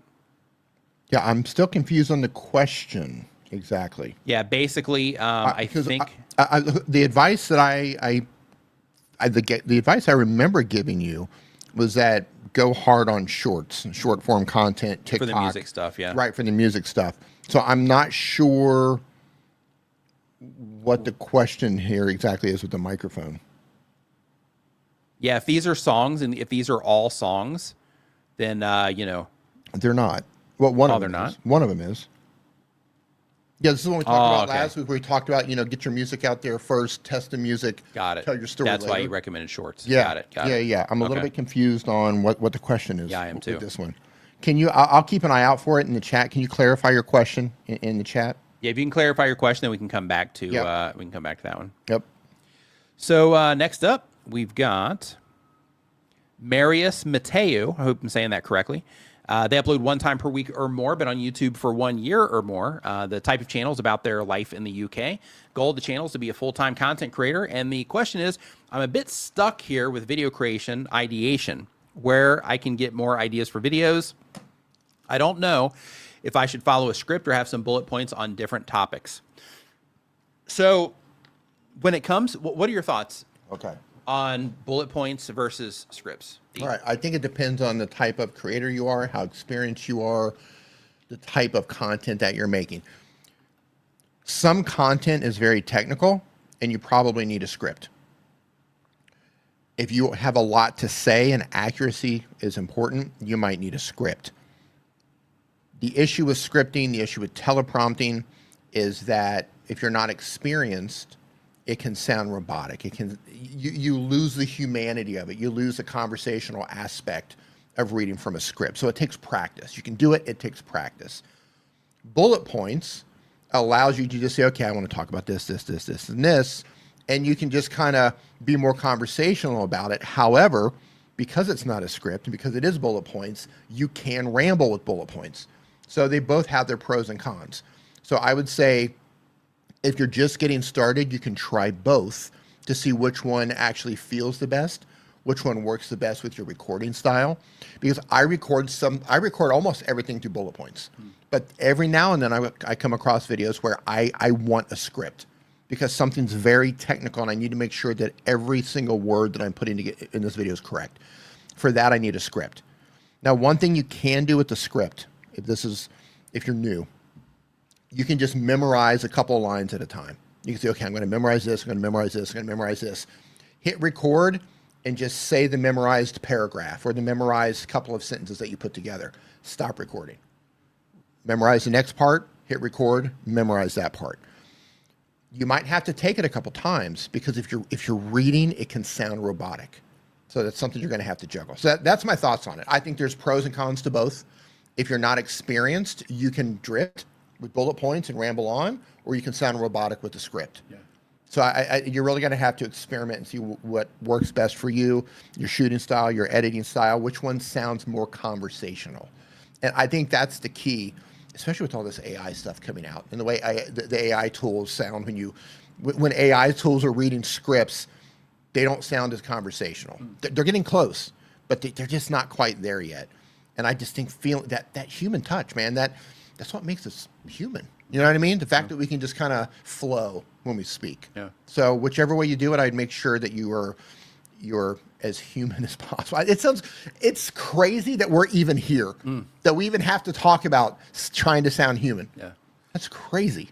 Yeah, so my thoughts on scripts and bullet points are a lot. There's a lot of alignment with D. Yeah. So I think scripts absolutely have their place. Like if you're trying to put together something just, technical. Technical, or you're just like, okay, I'm going to move from here to here to here, and I want that plan so I know exactly what's going to happen. Yeah. Then in that case, scripts can be awesome. But when it comes to the beginning of your video, the hook, like that first 30 seconds, I would definitely put time into that, even if you do bullet points. Yes. I would script out some of that just to make sure that you're saying the right things as people are coming in. And then from there, if you want to loosen up a little bit, then you can. But I would definitely work on that. And when it comes to scripts in general, the problem with scripts is like you're sitting there and you're talking, and as you're talking, you're trying to, like, as you're communicating, you're trying to remember what it is that you have in your script because you're looking at the camera and not your script, and you are trying to just make sure that you say all the words that you say in the script, and that can kind of depersonalize it a little bit. But if you keep running through it and you keep taking a bunch of takes and stuff, then you'll end up with some good stuff to work with. But sometimes it can take longer to get through content with a script, just because you are focused on nailing those lines in a way that doesn't sound robotic. And then on the flip side of that, like Dee was talking about too, when it comes to bullet points, if you ramble on, then even though it might be faster to make the content, you might pay for it when you're editing the video because you have so much footage because you've rambled on for so much. So, just balancing those things out and figuring out which is best for you. But if you work off of scripts, like my thing when I first started YouTube is every word was scripted. I didn't really? Oh yeah, I didn't know that. Every word was scripted. Every joke was scripted in. Even like make a weird face here. Like everything was scripted when I first started my channel. Wow, I didn't know that. Every single video on all our questions, every single word is scripted. Yep. And that was like I think like 90 videos or something like that on that channel. Little fun fact about him: his entire life is this way. Yeah. So we're at the cafe, and he's like, "Order coffee now, smile at barista, and say, I'd like a large." And then he turns and it all makes sense now. That's funny. Don't forget to laugh and make a smiley face. Yeah. Yeah. That's kind of how it is. Yeah. Yeah. But like the thing with the scripts though is that. It keeps everything like nice and tight, and it can make for a good experience. But one thing that I noticed on, in my case is once I came back to this channel, I was still running scripts for a while, but I had to practice bullet points because I wasn't good at it. So because I was so used to making videos with scripts, and I'd made like 100+ videos with scripts, I had to make a handful of, just play videos essentially, or test videos or practice videos, we'll call them, to where I was just going through the motions of trying to work off of bullet points. And some of those where I was freestyling too, to where no bullet points or anything. I'm just like, this is the topic, let's go. Winging it. And yeah. And with those, it just took, some practice in order to be able to do it. But an interesting thing is I found that people responded to me better when I was working off of bullet points instead of scripts. So, those types of things, at least in my case, and I think, and this is theory, but I think that it might be like with what Dee's talking about is when it comes to scripts, I'm more performative. conversational. Yeah. And then when I go to bullet points, I'm more conversational. Yeah. And just more, you just express all your stuff. Your facial expressions are authentic, like all of it. And you're not actually, being as performative. But there's definitely a place for both. And when I make content for other people, like, for example, I put content on Opus Clips YouTube channel. In the past, I've made content for a bunch of other companies too. And, with those, sometimes in Opus Clip, they don't need, approval or anything.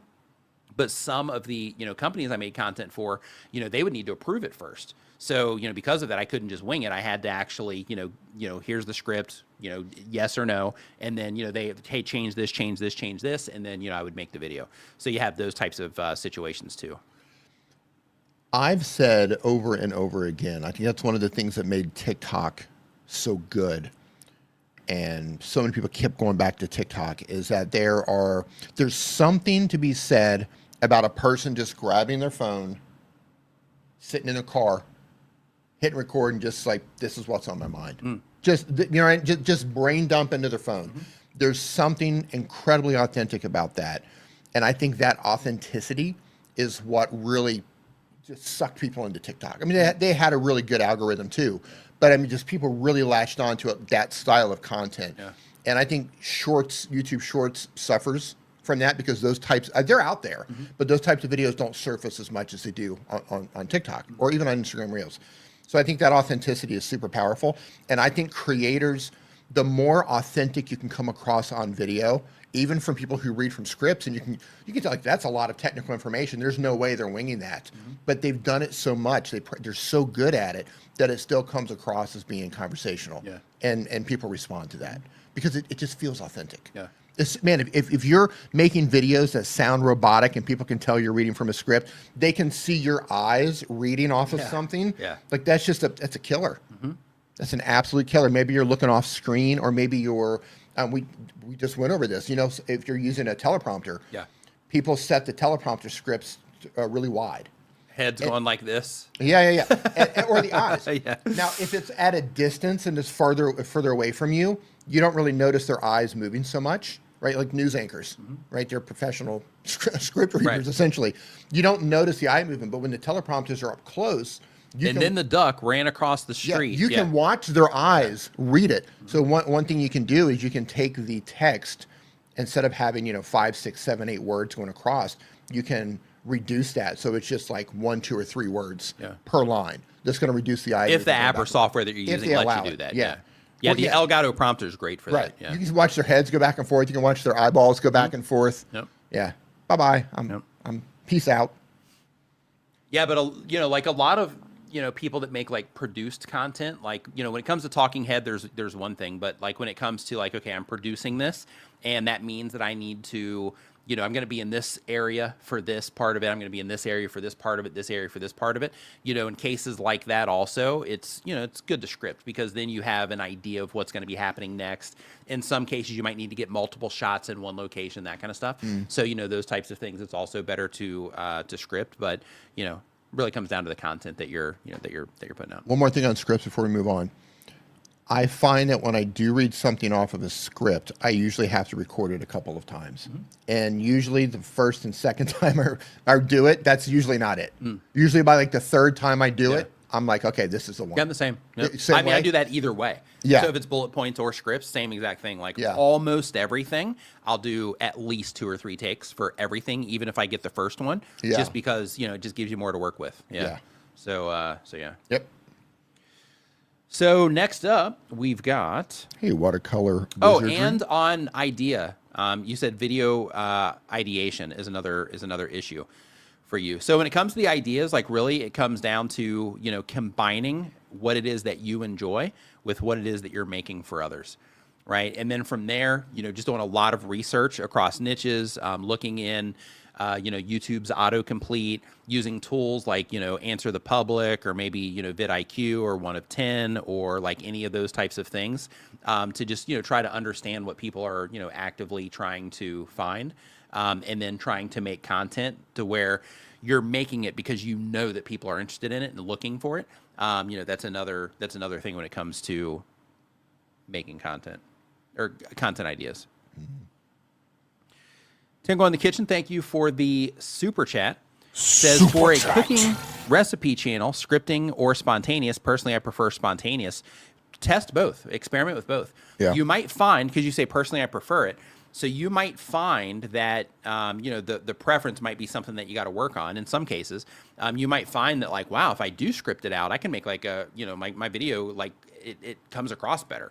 And then in other cases, you might be scripting and you're like, yeah, this just isn't working. And then you do the bullet points and then you do that and you're like, wow, this is coming across way better. So I would actually experiment with both. And even if you kind of suck at one, then, like I suck at teleprompters, but sometimes I'll still use a teleprompter and sometimes I'll practice the teleprompter, but I just don't do it enough to, for it to really stick. But even with that, when you have those things, just practice them because you might find like just all you need is just a little bit of practice and then you'll be better at it. So I would definitely practice, with both, especially, for anybody here. Like if people currently aren't responding to what it is that you're doing at the level that you would like them to respond, then, I would experiment with everything. Yeah. Like, okay, how am I producing my content? With this tone that I'm using in my videos, is this the right tone for the people that I'm trying to reach, right? Like, am I being overly friendly? Am I being over hypey? Am I being overly, this, that, and the other thing?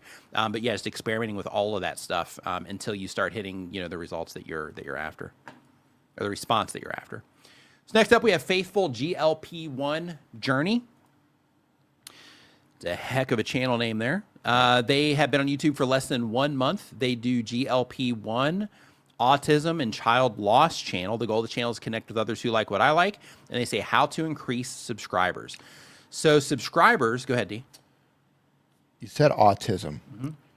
Have any of you seen, there's a channel on, I think it's on Instagram and TikTok. I think his name is it Mickey D Music? I think it's I was going to say, I think that's McDonald's. I think it's something D. And they say, I think it's labeled as like profound autism. Mm. Have you seen this kid? No. So his dad built a music studio for him. Mm-hmm. And the kid's like a prodigy. Oh, I've seen that kid. Yeah, I know what you're talking about. Yeah. He makes the most fire beats you've ever heard in your life. Yep. Yeah, and they've got him in like real recording studios, and he's meeting like professional artists and stuff now. Yeah, and he giggles. Yep. Mm-hmm. It's like the coolest thing. Like he'll sit there in front of the keyboard and the computer, and he'll start hitting on something, and that's usually the thing. Like you'll swipe through, and then he'll click and he'll giggle. Yep. And the more he found it. Yeah. He found it. Yeah. The more he giggles, the more the fire that beat's going to be. Yep. So you're just like, oh, here you go. Yeah. Anyway, it just made me think about that. Yeah. I'm glued to his videos. He's so good. Yeah. Anyway, go ahead. Sorry to interrupt on that. No problem. But yeah. Shout out to I want to call him Mickey D, but I know it's not. It's something I'm not D. Sure. Yeah. He's so good. So the question was about how to get more subscribers. So the very first thing is to make sure that you have a focused channel. So you're just getting started. You started 11 days ago. So you're just getting started with your content. So the very first thing is, one, be patient, because that stuff comes. But you gotta put out content, learn how to make good content for people. But the thing that you really have to make sure that you are focused on is making sure that the channel itself is focused. So if you have a specific thing that you're trying to offer on the channel, which I think that you do based on what you said in the form here, then in that case, make sure everything that you're publishing is for that audience. So, for example, you have... His name is Max D Drummer. That's his name. Sorry, not Mickey D. Max D Drummer. Max D. Yeah. So, for example, you have this one that is a Valentine's Day special about this person. And then here you have this one that is a food story. Here you have a channel introduction, which is fine. Here you have a random workout that's shot in vertical format. And then here you have something about some medication of some kind. Looks like a fitness medication, which might be why you threw the workout video in here. So the first thing I would do is I would just get clear on what it is that you're offering. And the reason for that is because this one's about diabetic food. And the people that watch this video might not care about how amazing Christy is. They might not care about your workout, and they might not care about this unless this has something to do with, diabetics in some way. So because of that, I would get clear on what it is that you're offering. So in terms of how that helps subscriber count is as soon as a viewer enjoys a video enough that they're like, yeah, I want more of this, they're going to hit the subscribe button. So once they hit that subscribe button, YouTube's going to start, recommending additional content to them. Or if they just have a good experience with the video, then with one of your videos, then YouTube's going to recommend additional content to them because they've proven to YouTube that they enjoy your content. And then when that content doesn't align with those people that it's showing it to, then they're not going to click on it, and then they're not going to come back in and be like, oh yeah, this guy, I'm loving this content. So yeah, let me go ahead and hit the subscribe button, right? So then you're losing opportunities there too. So because of that, step number 1 is to get clear on who it is that you're making content for. Technically it's step 2, but we're gonna move that to step 1 right now for where you're at. So I would start with that. Let's see here. So next, we have high school in 1, 2, 3. The upload schedule is 1 time per week or more. They've been on YouTube for 1 year or more. They do educational content. The goal of the channel is to teach others.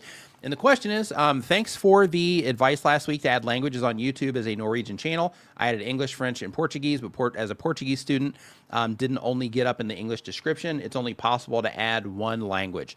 So when it comes to your descriptions, you can do your descriptions in multiple languages as well. So it's not just 1 language. So with that, yeah, you should be able to do that in multiple languages. And YouTube will translate some of them also. Grandpa's Random Reviews is the next channel. They upload every other day, been on YouTube for 1 year or more. They do product reviews. The goal of the channel is to make money. You're in a good niche for making money. Yeah. And the question is, several months ago, you guys suggested how to improve my thumbnails. My question is, do thumbnails and titles look okay now? If not, how can I improve them? Let's take a gander at this, Grandpa. See what it is you got going on here.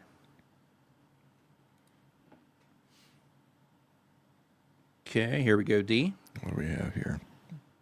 What are they doing on the channel? Grandpa's Reviews. Random Reviews. D, go.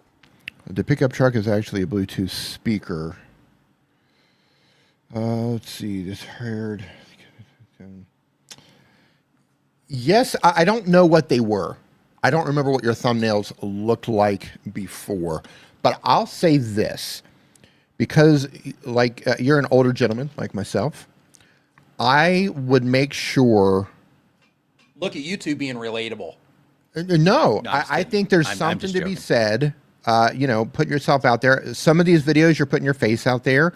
But I would make sure, anytime you are putting yourself out there, that you're making that eye contact. You're making eye contact. Your face is really clear. I would make that, that communication connection with the other person that's looking at this. So I would say that, and I would A/B. You're not getting a lot of views, so A/B testing might not work right now. And you're also doing thumbnails where you're close shots on the actual product themselves. I think those are fine. I don't remember what your thumbnails looked like before, so I can't say if this is better or not. Do you remember? I don't, but a couple things that I can mention is that right now you're not focusing too hard on the product. So this one you're focused a little bit more on the product, but like here you say the pickup truck is actually a Bluetooth speaker and you are taking up most of the frame. This would have been a better thumbnail. That would have been a much better thumbnail. Right? So like one of these screenshots of this thing rotating, probably that one right there, or maybe the angle if you want to add some style to it, but that would make a better thumbnail than this. And the reason for that is because at a small size, right? If we take this down small, you can't even make out the thing that you're messing with. So yeah. So by doing this, you're going to capture people's attention that are into like toys and stuff like that, which is who you're ultimately trying to reach with this particular video. If you are going to put yourself in the thumbnail like that, I would bring it up close. You don't want to have a situation where the thing is small and you're the main object, right? Hold it up. If you're talking about, this cup or something like that, if you want to be in the shot, make sure that the thing is clearly the focus in the thumbnail itself. Yeah, same thing here with this one, right? Is you have storage full, and this is about a phone, but you can see here how the phone, how you're holding it kind of, you're holding it kind of sideways. There we go.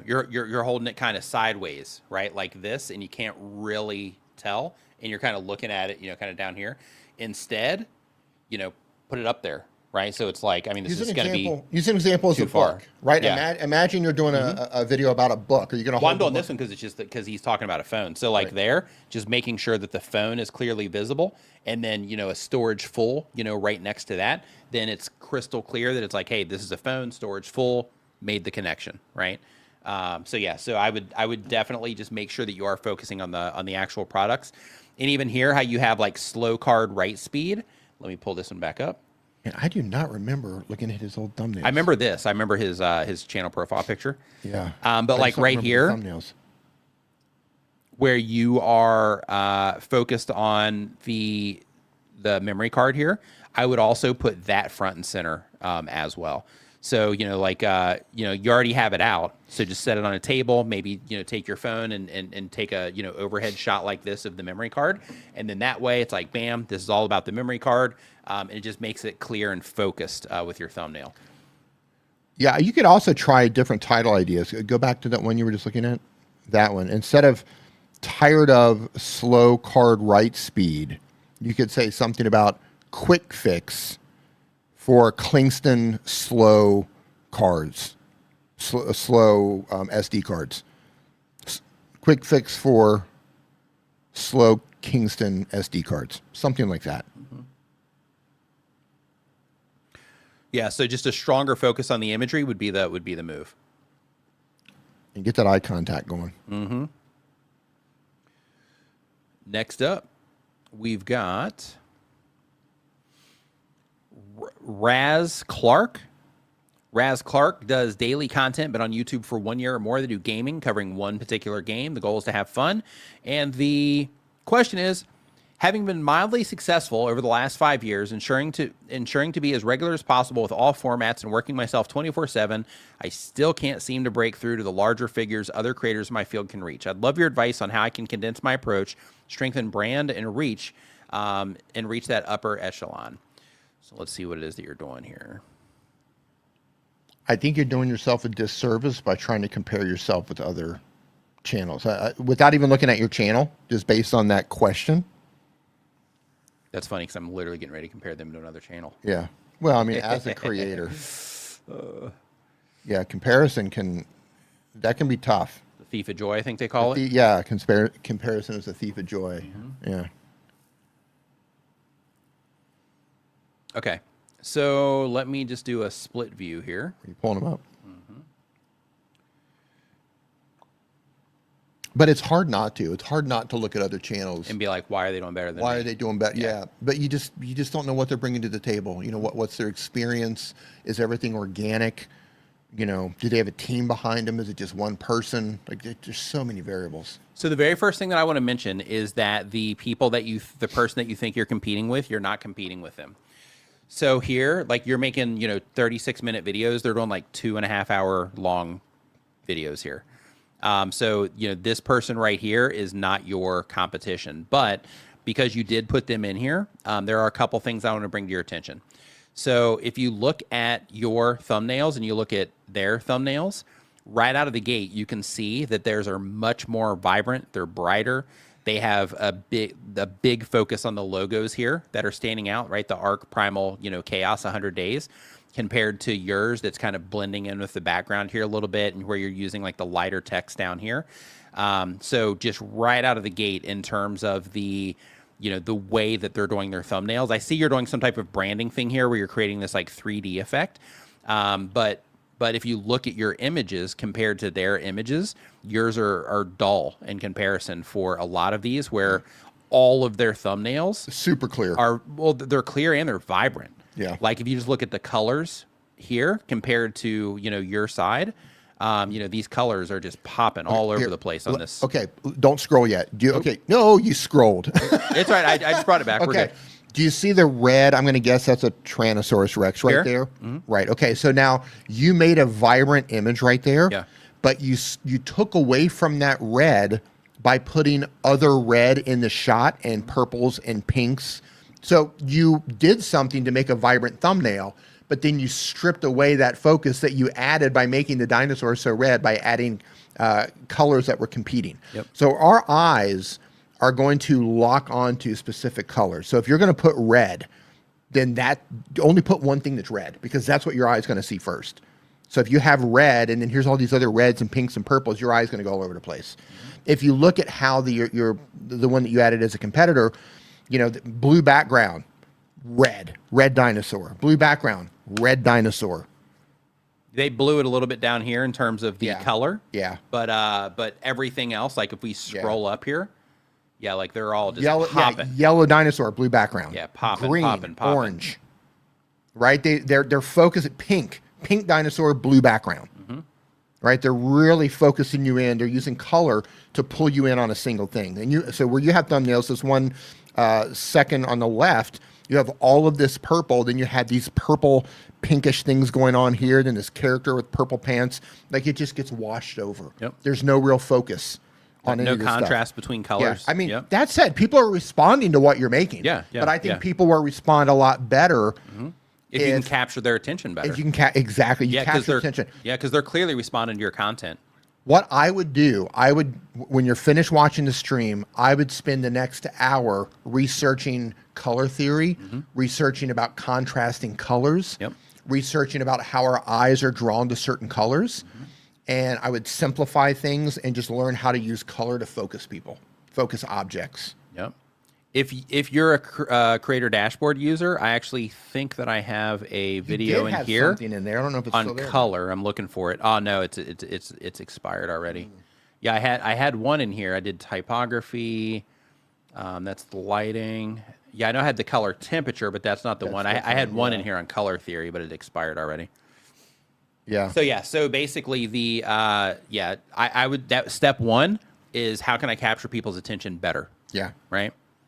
And then another thing too is if you look at what's going on here, this looks like they are doing challenges. I spent 100 days 100 days in, 100 days, this, that, and the other thing, to where yours is, the Island Reforged is the remaster we needed. So you're connecting. Really quick. We have the graphic designer, the teacher, who says, took the words right out of my mouth, color theory is where it's at. Yep. Yeah, so because of that, I would definitely, just lean more into that. And then you can see here that they're doing these challenges, where with yours is more about like, hey, this is harder than I thought. This is the remaster that we needed. So I think from like a, connecting with people, based around their opinions, I think that you're doing a good thing here with these. But, with him, it's like, hey, let's see if he can accomplish this thing, or let's see what happened, with this 100-day experiment that they did. So, just big differences in what it is that you're offering. But I think the most important thing to note here is just how their, thumbnails are capturing attention. Yeah, those are so vivid. They are. They're so vivid, and they're using color to draw your eyes to all the right things. Yeah, very well done on those. Yep. And that's why they're doing well. Right. But one of the reasons. One of the reasons. One of the reasons why they're doing well. So let's see here. So next up on the list here, we have Scrapper. Yep. Shark says, especially if it's a green 100. Yep. Yeah. Nice, love it. So let's see here. So next up we have English Woodsman. English Woodsman. They upload 1 time per week or more. They do outdoor camping content. The goal of the channel is to have fun. And the question is, I've tried contacting YouTube in so many different ways, even on X. I have an idea that would make comments better and easier. Please, could you help direct me to someone that I could talk to? I don't know if he's still here, but Renee Ritchie, that's in the chat right now, he works, or that was in the chat earlier, he works at YouTube. So his Twitter handle, and he can pass on those types of things. Like Team YouTube is usually the go-to for, feedback and things like that. But his handle is YouTube, and I'm just going to drop it in here for you. Insider. Renee's handle? Yeah. There Renee we go. Ritchie, isn't it? Or does he have a different one? Now, he has his YouTube specific one, too. So that, I didn't. Really? Am I following that one, I wonder? Yeah, so this right here, I'm going to drop it in. Here's his YouTube Twitter handle.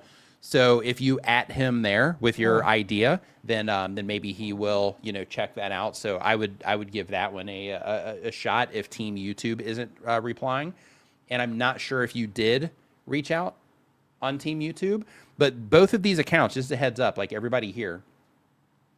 There they they are. I'm going to drop Team YouTube in here also. If you have an X account, make sure that you do follow YouTube Insider and that you follow Team YouTube there, so that, you know, in the event that, you know, you have issues or anything like that, that they can get you sorted over there. And just to be self-serving here, I'm also going to drop mine in here. And D's not active on Twitter, but mine's there also. So feel free to follow me while you're there. Oh, also. I am following him on that. Are you? Yeah. It shows you how little I'm. I know, right? All right. So next up on the list here, we have...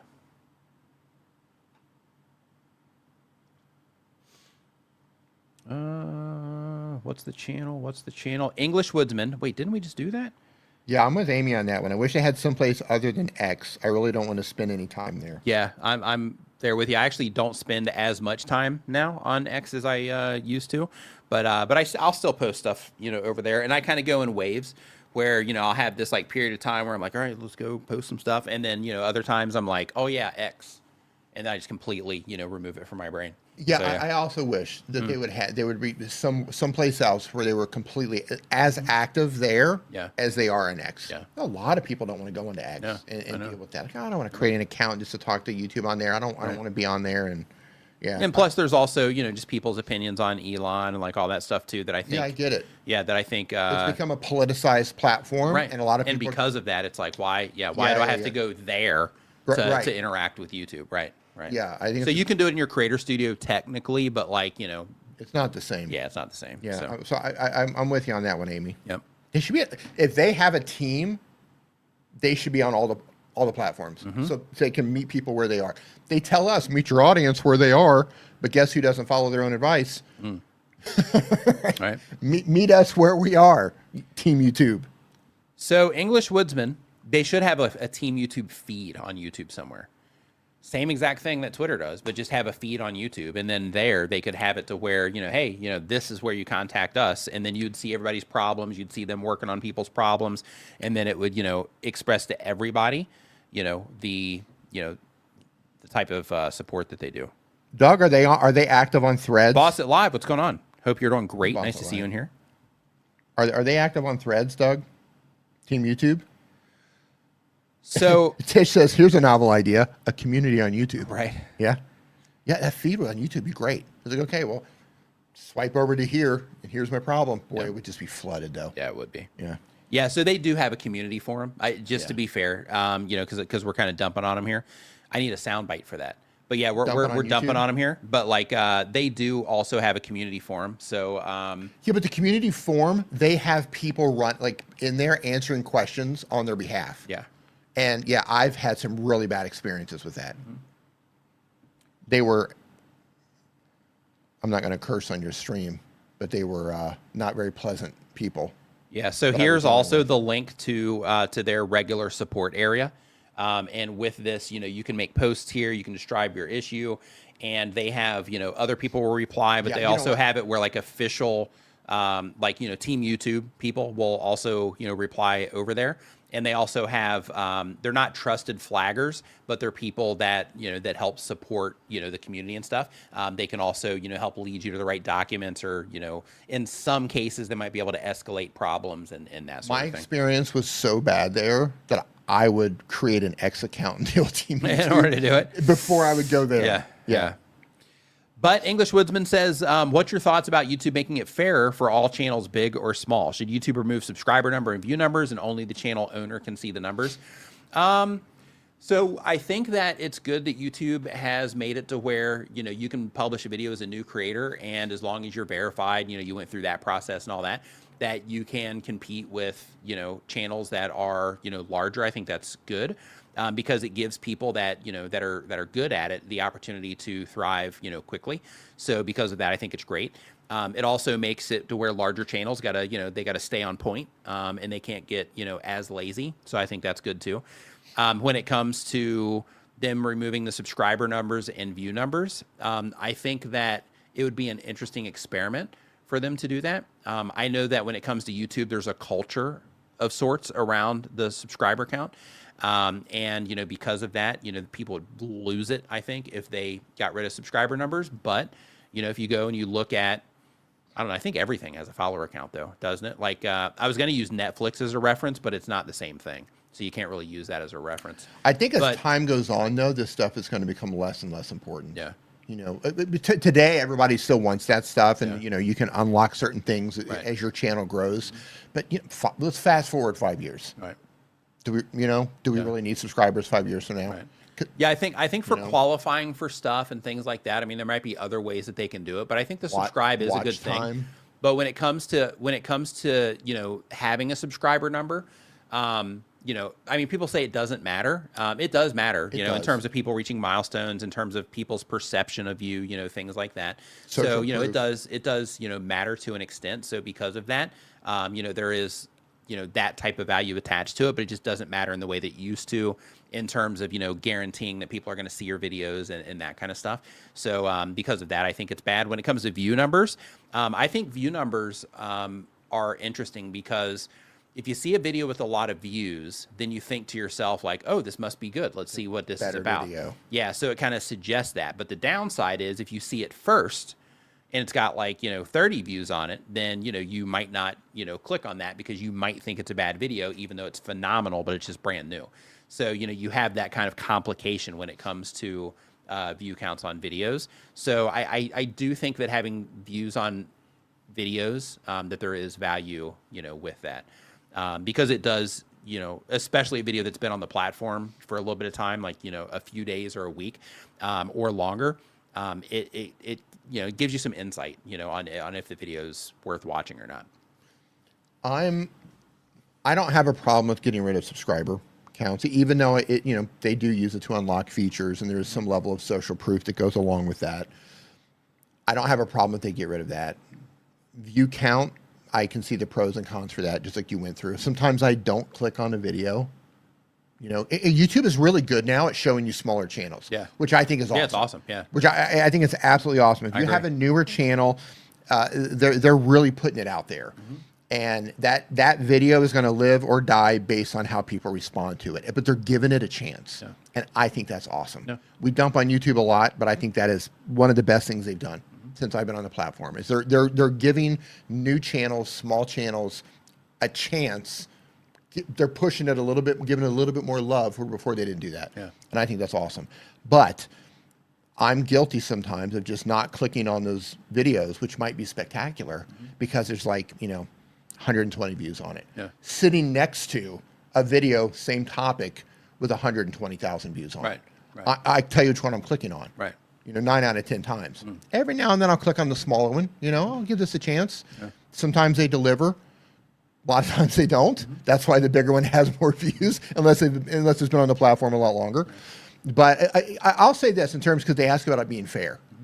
I think YouTube is a fair platform. Yeah, I do too. YouTube it doesn't feel fair. When you're in the trenches trying to build momentum, it doesn't feel fair. But if you reframe this and you think of creating content as a sport, you know, you're essentially asking YouTube, well, just give us participation trophies. Yeah. That's what you're asking for, essentially. Yeah. Right? You kind of have to earn it. Right. If you want, you got to learn how to play the sport. You have to learn. You have to learn how to play the sport. You have to learn how to make, not just make content. Anyone can make content.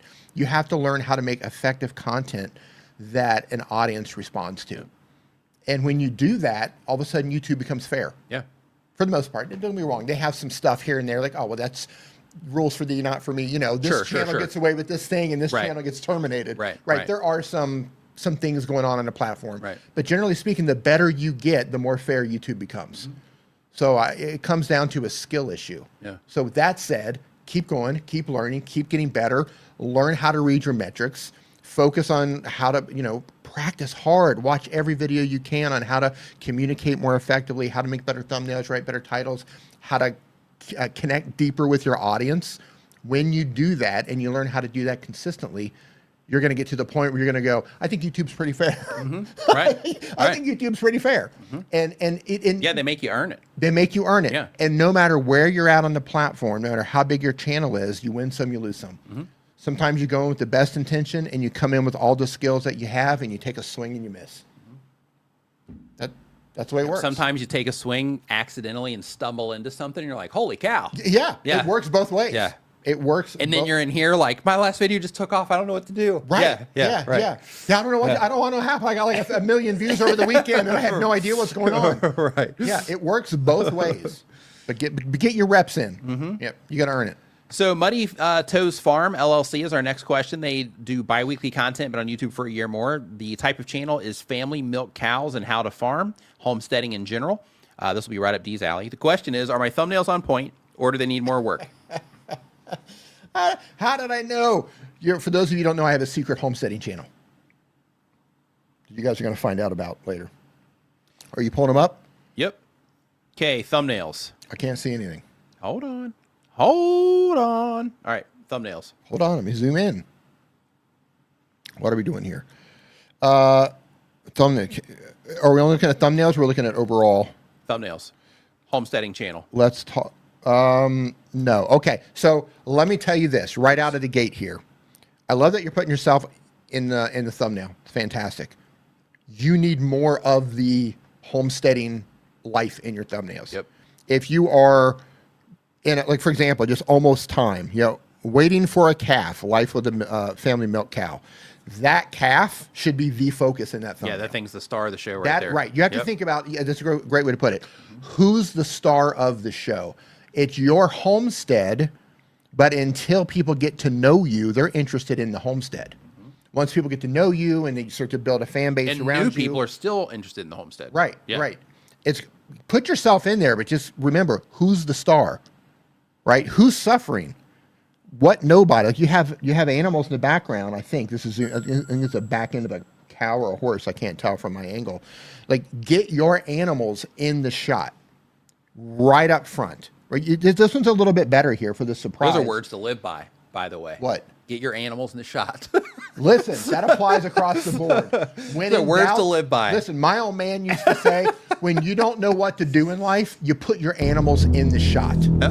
When everything around you feels like it's falling apart and you lose focus, you get your animals in the shot.